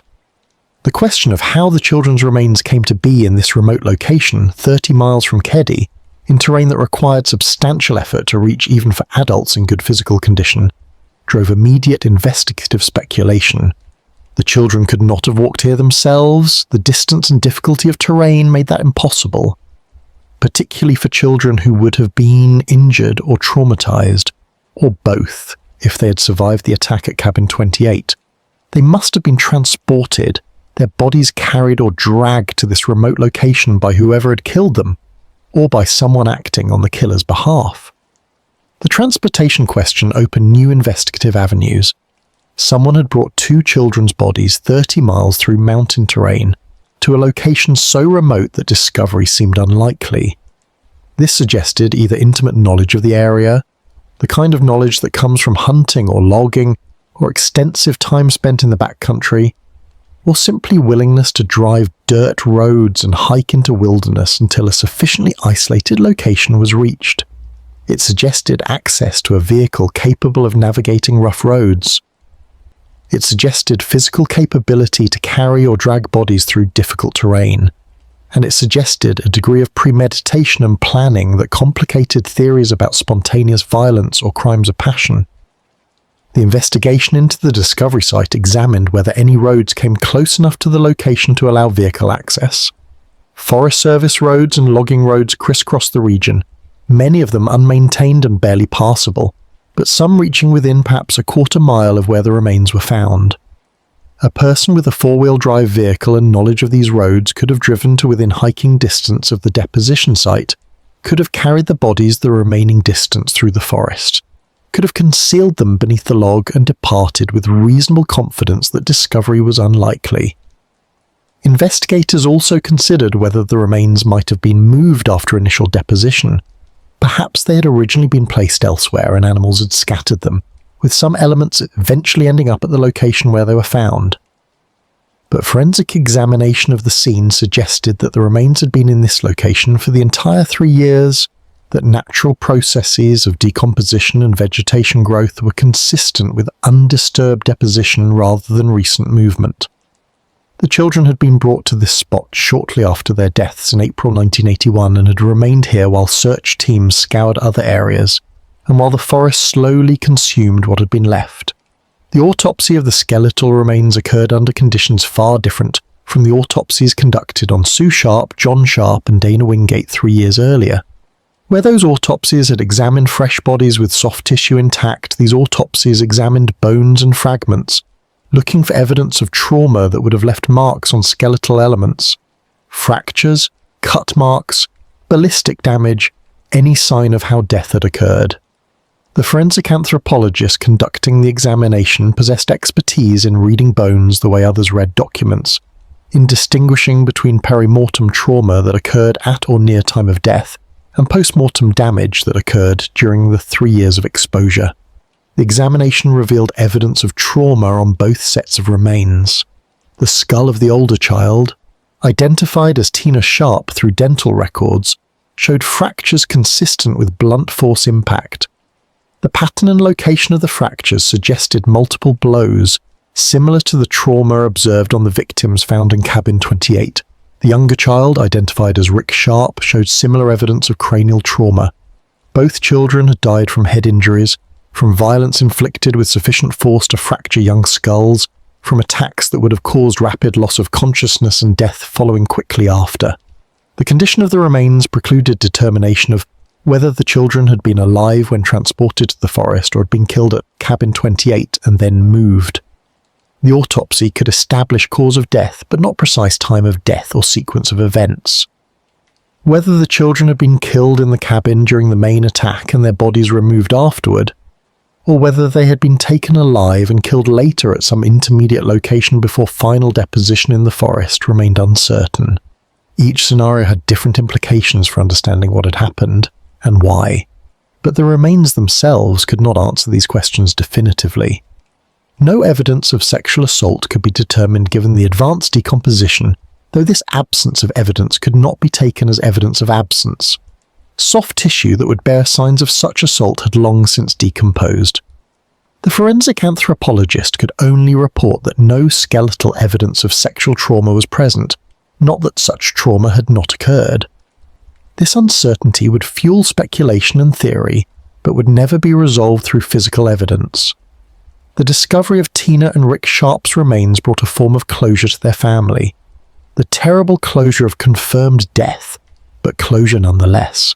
Sheila and Greg Sharp, now 3 years older and living lives forever marked by the murders, learned that their missing siblings had been found, that the uncertainty about their fate had been replaced by the certainty of death. The knowledge brought grief, but also an end to the particular torture of not knowing, of hoping against hope that somehow the children had survived, that some miracle had occurred. Now there could be funerals, burials, the rituals that human societies perform when death claims the young, the ceremonies that provide structure for grief and mark the transition from missing to mourned. But the discovery provided frustratingly little new information that advanced the investigation toward identifying who had committed these crimes. The remains had been exposed to 3 years of weather and natural decomposition. Any trace evidence that might have connected them to specific individuals had long since degraded or been lost. The remote location told investigators something about the perpetrator's knowledge or determination, but did not point towards specific suspects. The cause of death matched the violence inflicted in Cabin 28, suggesting the same perpetrator or perpetrators, but this connection had been assumed all along. The investigation, briefly reinvigorated by the discovery, soon settled back into the frustrating pattern of reviewing known evidence and following leads that led nowhere. The recovery of the children's remains had answered the question of what had happened to them, but had not answered the more important question of who had killed them and why. 3 years had passed since the murders. Memories had faded, witnesses had moved away or died, evidence had degraded, and the trail that had been difficult to follow in 1981 had become nearly impossible to follow by 1984. The forest had kept its secrets for 3 years and had finally yielded 2 of them. But the greater secrets, the identity of the killers and the motive for such extreme violence against a family that by all accounts had done nothing to deserve such a fate, remained hidden. The pines stood silent witness as they had always stood, knowing nothing and caring less, their roots drawing sustenance from soil enriched by decomposition, their branches reaching towards sunlight, while below their canopy human tragedy played out its final scenes and left questions that would echo across decades without ever finding satisfactory answers.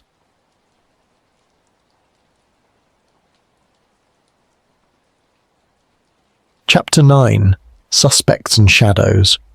The years following the discovery of Tina and Rick Sharp's remains. All the investigation into the Keddie murders continue in fits and starts, driven by occasional tips or renewed media attention, but lacking the sustained momentum that characterizes active cases with viable suspects and prosecutable evidence. The Plumas County Sheriff's Office maintained the case files, accumulated thousands of pages of reports and witness statements and forensic analyses, but the reality faced by investigators was that they had multiple persons of interest and insufficient evidence to charge any of them, a situation that would persist across decades and through multiple changes in department leadership and investigative personnel. Martin Smart remained the primary focus of investigative attention, though focus without evidence could not be transformed into prosecution. Smart had lived in cabin 27, immediately adjacent to the murder scene during the time of the killings.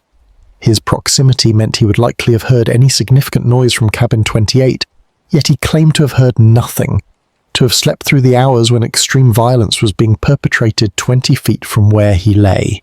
This claim struck investigators as improbable, though improbable was not equivalent to impossible, and skepticism about someone's statement did not constitute evidence of guilt. Smart's behaviour in the aftermath of the murders had raised concerns among those who knew him and among investigators who interviewed him repeatedly. He seemed agitated, anxious in ways that exceeded what might be expected from someone simply disturbed by proximity to violence. He made statements that witnesses found odd or suspicious, comments that could be interpreted as guilty knowledge or as simply the awkward responses of someone under stress and investigative scrutiny. He owned weapons, had military training, possessed the physical capability to inflict the kind of trauma observed on the victims. But capability and proximity did not equal guilt, and vague statements interpreted as suspicious by some were defended as innocent by others who knew him. The investigation into Smart's background revealed a man with a complicated history. He had served in the military, had been discharged under circumstances that were not entirely clear in available records. He had a temper, had been involved in domestic disputes with his wife Marilyn, had made threats that neighbours overheard and reported. His marriage was troubled, marked by arguments and periods of separation, by financial stress and the general dysfunction that characterized many families living in poverty in isolated mountain communities. These factors made him a person of interest but did not provide evidence that he had committed murder. Investigators attempted to find physical evidence connecting Smart to the crime scene beyond his legitimate presence as a neighbour who might have visited cabin 28 on prior occasions. They examined his clothing for blood evidence, searched his cabin for weapons that might match the injuries observed on victims, looked for any object or trace material that might place him inside cabin 28 during the hours of the attack. These efforts yielded nothing definitive. If Smart had been present during the murders, he had either left no trace evidence or had successfully cleaned himself and his possessions of any incriminating material before investigators could conduct searches. The other primary person of interest remained Bo Bubede, the associate of Martin Smart, who had been present in Keddie on the night of the murders. Bubede presented a more obviously threatening profile than Smart, With a criminal history that included violent offences and a personality that multiple witnesses described as unstable and dangerous. He had been seen in the Keddie area on April 11th, though his exact location during the critical hours remained unclear, and his statements about his whereabouts were inconsistent and evasive. Bubeide had left the Keddie area shortly after the murders, initially relocating to other parts of California before eventually leaving the state entirely. His departure complicated investigative efforts, as out-of-state interviews required coordination between agencies and expenditure of resources that small departments like Plumas County Sheriff's Office struggled to justify without stronger evidence of involvement. Investigators who did manage to interview Bubeide in subsequent years found him uncooperative and confrontational, providing minimal information and refusing to submit to polygraph examinations or other investigative procedures that might have helped clarify his role, if any, in the murders. The relationship between Smart and Bubeide became a subject of extensive investigative attention. Were they simply casual friends, or was there a deeper connection that might have facilitated joint participation in the murders? Witnesses provided conflicting accounts of the nature of their relationship, some describing them as close associates who spent significant time together, others characterizing their connection as more superficial. The investigation explored whether they might have had motives related to drug activity, whether they might have been involved in criminal enterprises that brought them into conflict with Sue Sharp or someone in her circle, whether there might have been personal grievances or psychological factors that drove them to violence. One particularly disturbing piece of evidence that emerged several years after the murders was a letter allegedly written by Marilyn Smart, Martin's wife, in which she appeared to make statements suggesting her husband's involvement in the Keddie murders. The letter, discovered by a family member and eventually turned over to investigators, contained passages that could be interpreted as Marilyn expressing knowledge or suspicion about her husband's role in the crimes. The letter became a focal point of renewed investigative attention, with extensive analysis of its content and attempts to verify its authenticity and the circumstances of its creation. But the letter presented significant evidentiary challenges. It had not been discovered immediately after the murders, but had surfaced years later under circumstances that raised questions about chain of custody and potential contamination. The handwriting analysis confirmed that Marilyn had written it, but the context and interpretation of specific passages remained ambiguous. Defense attorneys, had this case ever gone to trial, would have attacked the letter's reliability and admissibility. And critically, Marilyn herself, when questioned about the letter, provided explanations for its content that cast doubt on whether it actually constituted evidence of her husband's guilt, or was simply the product of a troubled marriage and a woman's fears and suspicions rather than actual knowledge.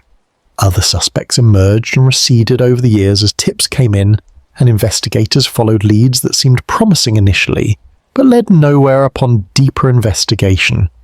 A drifter who had been in the area around the time of the murders and who had a history of violent crime became a person of interest until his alibi was verified. A former boyfriend of Sue Sharp who had made threatening statements was investigated until it was determined he had been hundreds of miles away on the night of the murders. A local man with psychiatric problems who had made bizarre statements about the case was examined as a potential suspect until investigation revealed he had no connection to the victims and his statements appeared to be delusional rather than based on actual knowledge. The frustration of multiple persons of interest without sufficient evidence to charge any of them created tension between investigators who believed they knew who had committed the murders but could not prove it, and prosecutors who required evidence meeting legal standards for probable cause and a proof beyond reasonable doubt before filing charges. Investigators pointed to the accumulation of circumstantial evidence around Smart and Bubeide, the suspicious behaviors and statements, the opportunity and capability. Prosecutors pointed to the absence of physical evidence directly placing either man at the scene during the murders, the lack of witness testimony definitively identifying them as perpetrators, the reasonable doubt that would remain even if cases went to trial. As years passed, the investigation faced additional challenges from the simple passage of time and the natural processes that degrade evidence and memory. Witnesses died or moved away and became impossible to locate for follow-up interviews. Physical evidence in storage degraded despite preservation efforts, with organic materials deteriorating and forensic value diminishing. The cabin itself, Cabin 28, was eventually demolished by the resort owners who could not rent it and saw no reason to maintain a structure that served primarily as a reminder of horror. With the cabin gone, opportunities for new forensic examinations using advancing technology were lost. The development of DNA analysis technology in the late 1980s and its refinement through the 90s offered hope that physical evidence from the Keddie murders might be re-examined with techniques not available in 1981.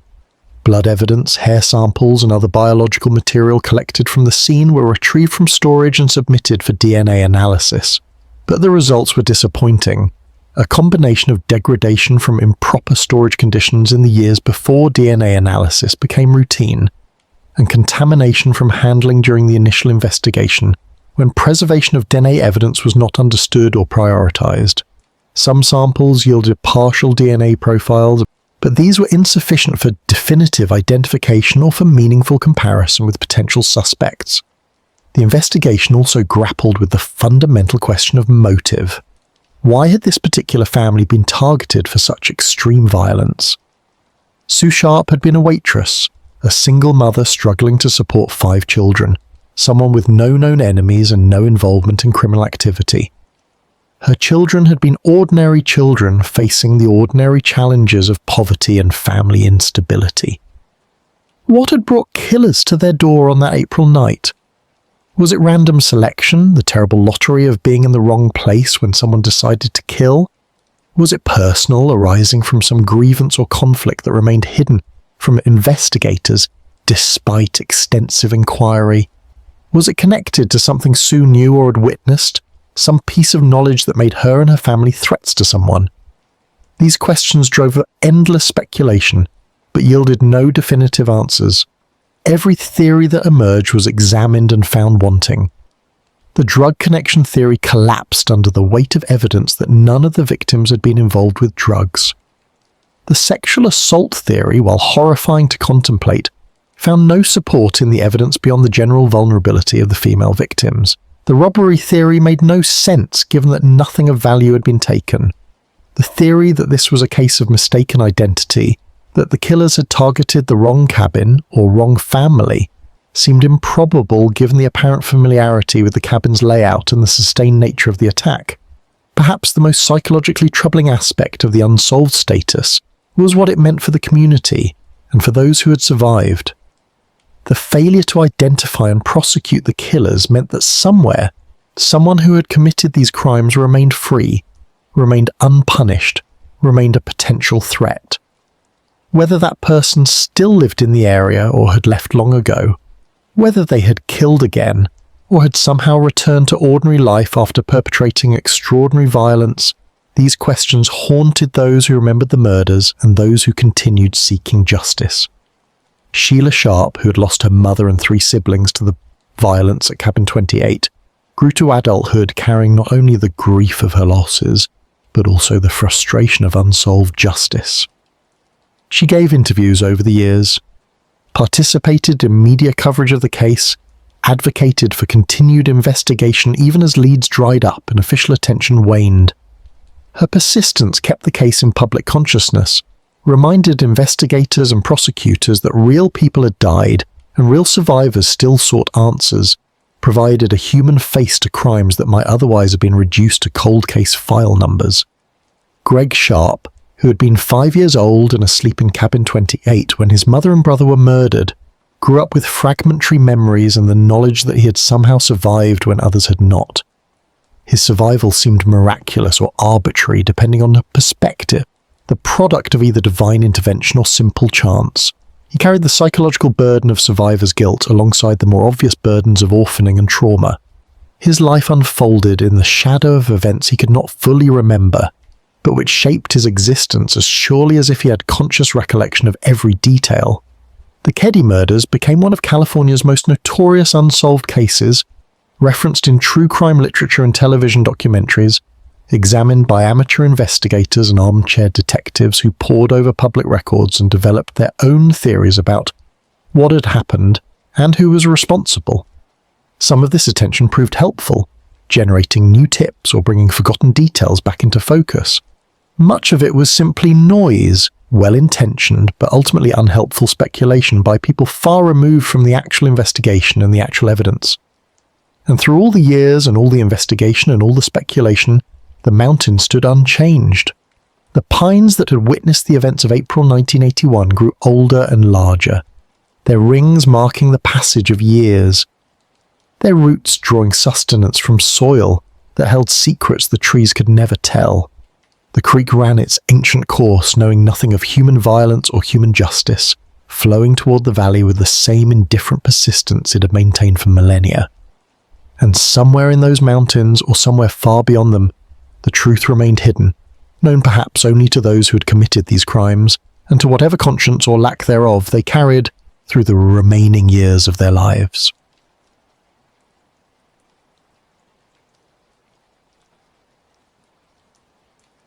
Chapter 10. The Silence That Remains. 4 decades have passed since the night of April 11th, 1981, when darkness descended on Cabin 28 and violence shattered a family and shocked a community that had thought itself immune to such horror. The calendar has turned those 40 years with the same mechanical precision it turns all years, seasons cycling through their eternal patterns, generations being born and living and dying, the great wheel of time grinding forward regardless of human suffering or human questions.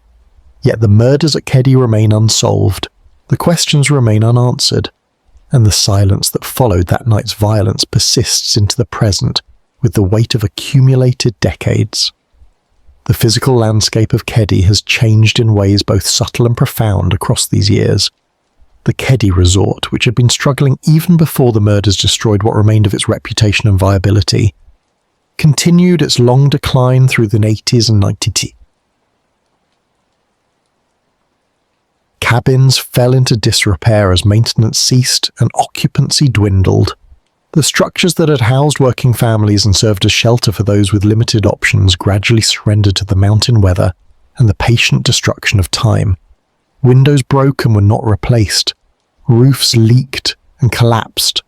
Walls warped and split. Nature began reclaiming what humans had temporarily carved from the wilderness. Cabin 28, the site of the murders, was demolished some years after the crimes, torn down by owners who could not rent it and saw no purpose in maintaining a structure that attracted only the morbidly curious and those seeking to stand where terrible things had occurred. Its removal eliminated a landmark but could not erase memory or history.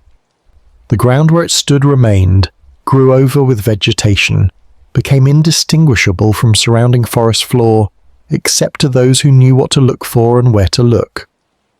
The earth that had absorbed the blood of victims now supported pine seedlings and wildflowers and the ordinary life of the forest, transforming horror into humus, death into the raw material for new growth.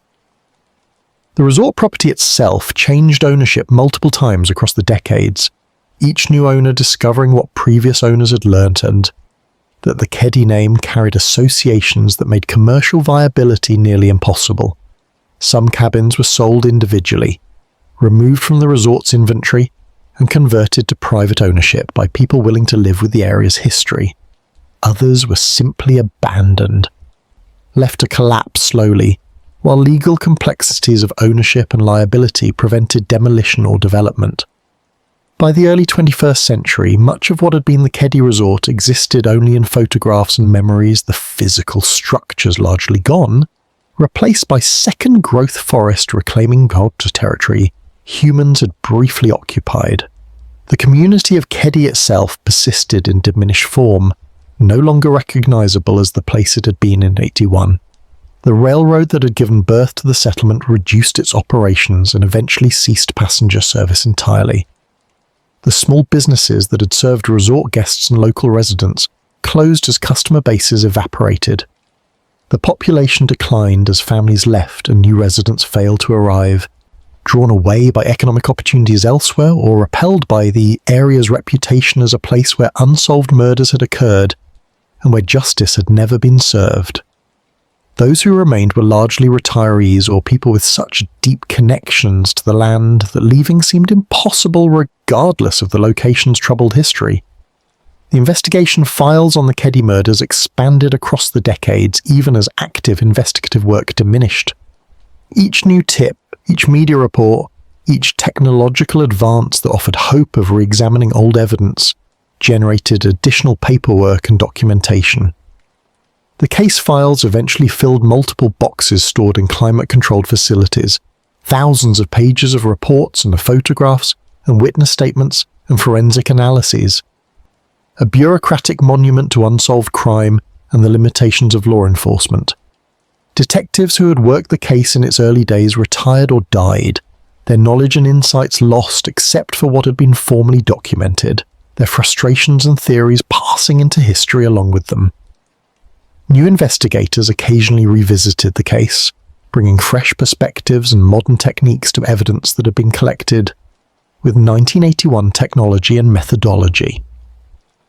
DNA analysis, which had not been available during the initial investigation, was applied to biological samples that had been preserved with varying degrees of success. Some samples yielded partial DNA profiles that were entered into databases compared against profiles of known criminals and persons of interest. Searched for the matches that might finally provide the breakthrough that decades of traditional investigation had failed to produce. But matches did not materialize. Or when they did, they pointed toward individuals whose connection to the case could not be established, whose presence at the scene might have innocent explanations related to the Sharp family's social network or the general traffic of visitors through the cabin. Martin Smart, who had been the primary focus of investigative suspicion for years, died in 2000 without ever being charged with any crime related to the Keddie murders. His death closed one potential avenue toward resolution, removing from the world someone who investigators believed might have possessed guilty knowledge or direct involvement. If Smart had been involved, he carried that knowledge to his grave, never confessing, never providing the closure that might have allowed the case to be officially solved and the Sharp family survivors to find peace. His death was noted in the investigation files, marked as a significant development in the sense that a person of interest was now deceased, but it brought neither answers nor satisfaction to those seeking justice. Bobo Bade, the other primary person of interest, also died before any charges were filed, passing away in 1988 under circumstances unrelated to the Keddie case. His death, like Smart's, foreclosed possibilities for resolution through confessional prosecution. If he had been involved in the murders, he took that knowledge with him, adding to the silence that surrounded the case. The deaths of these two men, who had drawn the most sustained investigative attention over the years, meant that even if new evidence emerged pointing definitively toward their guilt, no prosecution could occur, no trial could establish legal culpability, no formal judgment could be rendered. The passage of time affected not only investigators and suspects, but also witnesses and the broader circle of individuals whose lives had intersected with the case. The residents of Keddie, who had been adults in 1981, aged into their 60s and 70s and 80s, their memories of that time fading or becoming conflated with later knowledge and media reports. The children who had known John Sharp or Tina Sharp or the other victims grew into middle age. Their childhood friendships transformed into historical footnotes, their memories of the young people who had been killed frozen in time, while they themselves continued aging.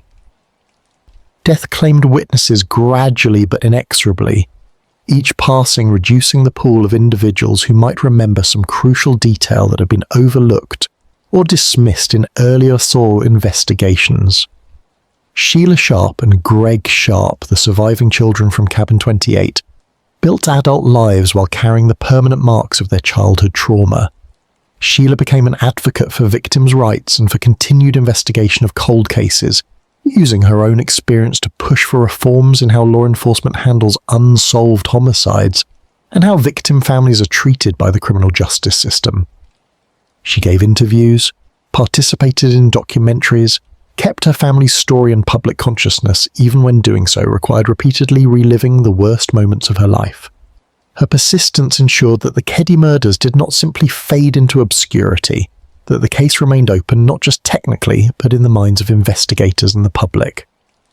Greg, who had been only 5 years old at the time of the murders, grew to adulthood with the complicated psychology of someone who survived when others died, who was present but unconscious during events that shaped his entire life. He pursued privacy more than his sister did, choosing to process his trauma away from public attention, building a life that acknowledged his past without being entirely defined by it. His survival remained the most inexplicable element of the case, the question of why the killers had spared him when they murdered his mother and brother and took his sisters. No answer ever emerged that satisfied this question, leaving it as one more mystery among many. The technological advances that characterized late 20th and early 21st century forensic science offered periodic hope that the Keddie case might finally be solved through new analytical techniques. DNA analysis became more sophisticated, capable of extracting profiles from smaller and more degraded samples. Fingerprint analysis benefited from digital databases and automated comparison systems. Forensic genealogy, which emerged as a powerful investigative tool in the 2010s, offered the possibility of identifying perpetrators through family connections, even if the perpetrators themselves were not in criminal databases. Each advance prompted re-examination of Keddie evidence, renewed efforts to find the breakthrough that traditional investigation had missed. But breakthroughs did not materialize, or when they seemed imminent, they dissolved under closer scrutiny. DNA profiles that appeared to match evidence from the scene turned out to belong to individuals who had innocent explanations for their presence, or whose connection could not be established with sufficient certainty to support prosecution.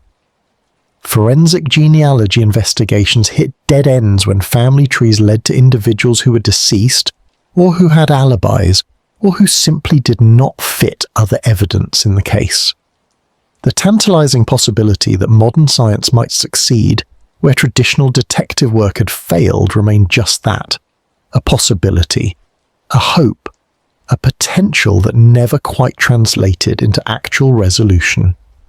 The 40th anniversary of the murders in 2021 prompted renewed media attention and brought the case back into public consciousness for those who had forgotten or never known about it. Documentaries were produced, podcast series examined the evidence in exhaustive detail, true crime enthusiasts debated theories in online forums and social media discussions. This attention generated new tips, some from people who claimed to have information they had withheld for decades, others from amateur investigators who believed they had found connections that professional investigators had missed. Each tip required evaluation and follow-up, consuming investigative resources even as the probability of any single tip leading to breakthrough remained vanishingly small. The Plumas County Sheriff's Office in 2021 was a different organization than it had been in 1981, staffed by different people working with different technologies in a different cultural and legal environment. But the case files remained, the boxes of documents and evidence persisted, and the obligation to seek justice for the Sharp family continued even as practical prospects for resolution diminished with each passing year. New detectives assigned to review the case approached it with the mix of determination and realism that characterizes cold case investigations, knowing that most cold cases remain cold regardless of effort, but hoping that theirs might be the exception, that they might find what others had missed. The psychological impact of unsolved crime extends beyond immediate victims to encompass entire communities and to raise questions about justice and closure and the limitations of human institutions. The Keddie murders demonstrated that evil could strike anywhere, that isolation provided no protection, that even small communities where everyone supposedly knew everyone could harbor secrets and violence. The failure to solve the case demonstrated that justice was not inevitable, that even extensive investigation with substantial resources could fail to identify perpetrators, that sometimes the guilty escaped punishment and the innocent received no satisfaction beyond their own continued survival.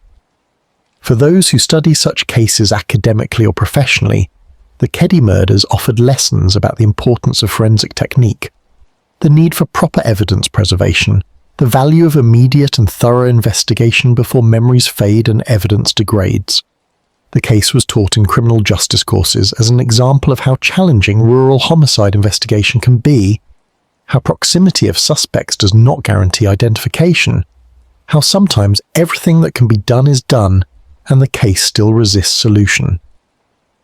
These lessons provided some value for future investigations, some increment of improvement in how law enforcement approaches complex cases, but such lessons were cold comfort to those who had lost family members, or who continued seeking answers that never came.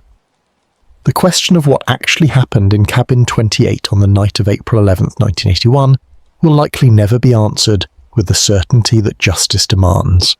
Too much time has passed. Too many potential witnesses and suspects have died. Too much evidence has degraded beyond usefulness. The most probable scenario, based on accumulated evidence and investigative consensus, suggests that Martin Smart and possibly Bobu Bede entered the cabin sometime after Sue Sharp left for work, that they attacked the victims with weapons found on site and brought with them, that they killed Sue and John and Dana with extreme violence driven by rage or psychological disturbance, and that they took Tina and Rick alive before killing them later and disposing of their bodies in the remote forest location where they were found 3 years afterward. But probable is not certain, and consensus is not proof, and the standard for criminal prosecution requires evidence beyond reasonable doubt presented in court and tested through adversarial process. That standard was never met during the lifetimes of the primary suspects, and with their deaths the possibility of prosecution vanished regardless of what evidence might emerge. The case remains officially open, technically still under investigation, but realistically resolved only through the passive closure of death rather than the active closure of arrest and trial and conviction. The forest where Tina and Rick Sharp's remains were discovered has grown denser in the 4 decades since their bodies were placed there. Young trees that were saplings in 1984 have matured, adding rings of growth, reaching toward light, competing for resources in the endless struggle that characterizes forest ecology. The specific location where the remains lay is unmarked, known only through coordinates in investigation files and the fading memories of those who were present during the recovery. Nothing distinguishes this spot from surrounding forest. No memorial marks it. No sign indicates that human tragedy occurred here. The earth has absorbed what it was given and moved forward with the patient indifference that characterizes the natural world's response to human suffering.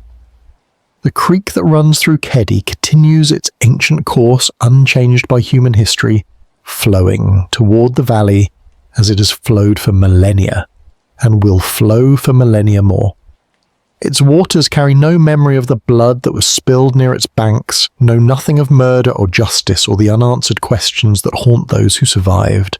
In winter it runs high with snowmelt, and in summer it slows to a trickle, following seasonal patterns established long before humans arrived in these mountains, and which will continue long after humans have departed. The silence that followed the violence of April 1981 persists into the present. A silence composed of unanswered questions and untold truths, and the simple passage of time that transforms all events into history.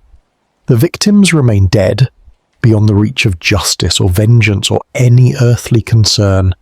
The survivors remain alive, carrying their burdens, building what lives they can from the ruins of what was destroyed. The perpetrators, whoever they were, have escaped earthly justice, whether through death or through the simple failure of investigation to establish sufficient proof of guilt. And in the end, the mountains stand as they have always stood, ancient and indifferent, witness to the brief flickering presence of human lives and human violence, absorbing all that occurs within their bounds, and offering in return only silence. The pines sway in winds that have blown since before human language could name them. The granite peaks endure through seasons and centuries, marking time in geological scales that render human tragedies momentary and insignificant. The sky stretches vast and empty over the valley, holding neither judgment nor mercy, witnessing everything and caring about nothing. The Keddie Cabin Murders remain unsolved. 4 people were killed, 2 more died later, 2 children survived to carry permanent scars. Justice was sought but never delivered. Questions were asked but never answered. And the silence remains, deeper than any investigation can penetrate, more enduring than any human institution, final and absolute and eternal.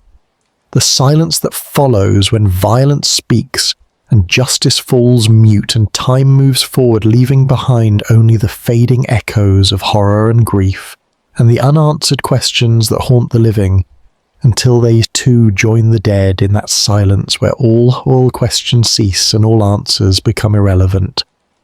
The night is quiet now, the world has grown still, and history once again has turned another page in the dark, leaving behind this story of unsolved horror, this record of violence without resolution, this testament to the limitations of justice and the persistence of mystery, and the way some doors, once closed, remain eternally, terribly shut.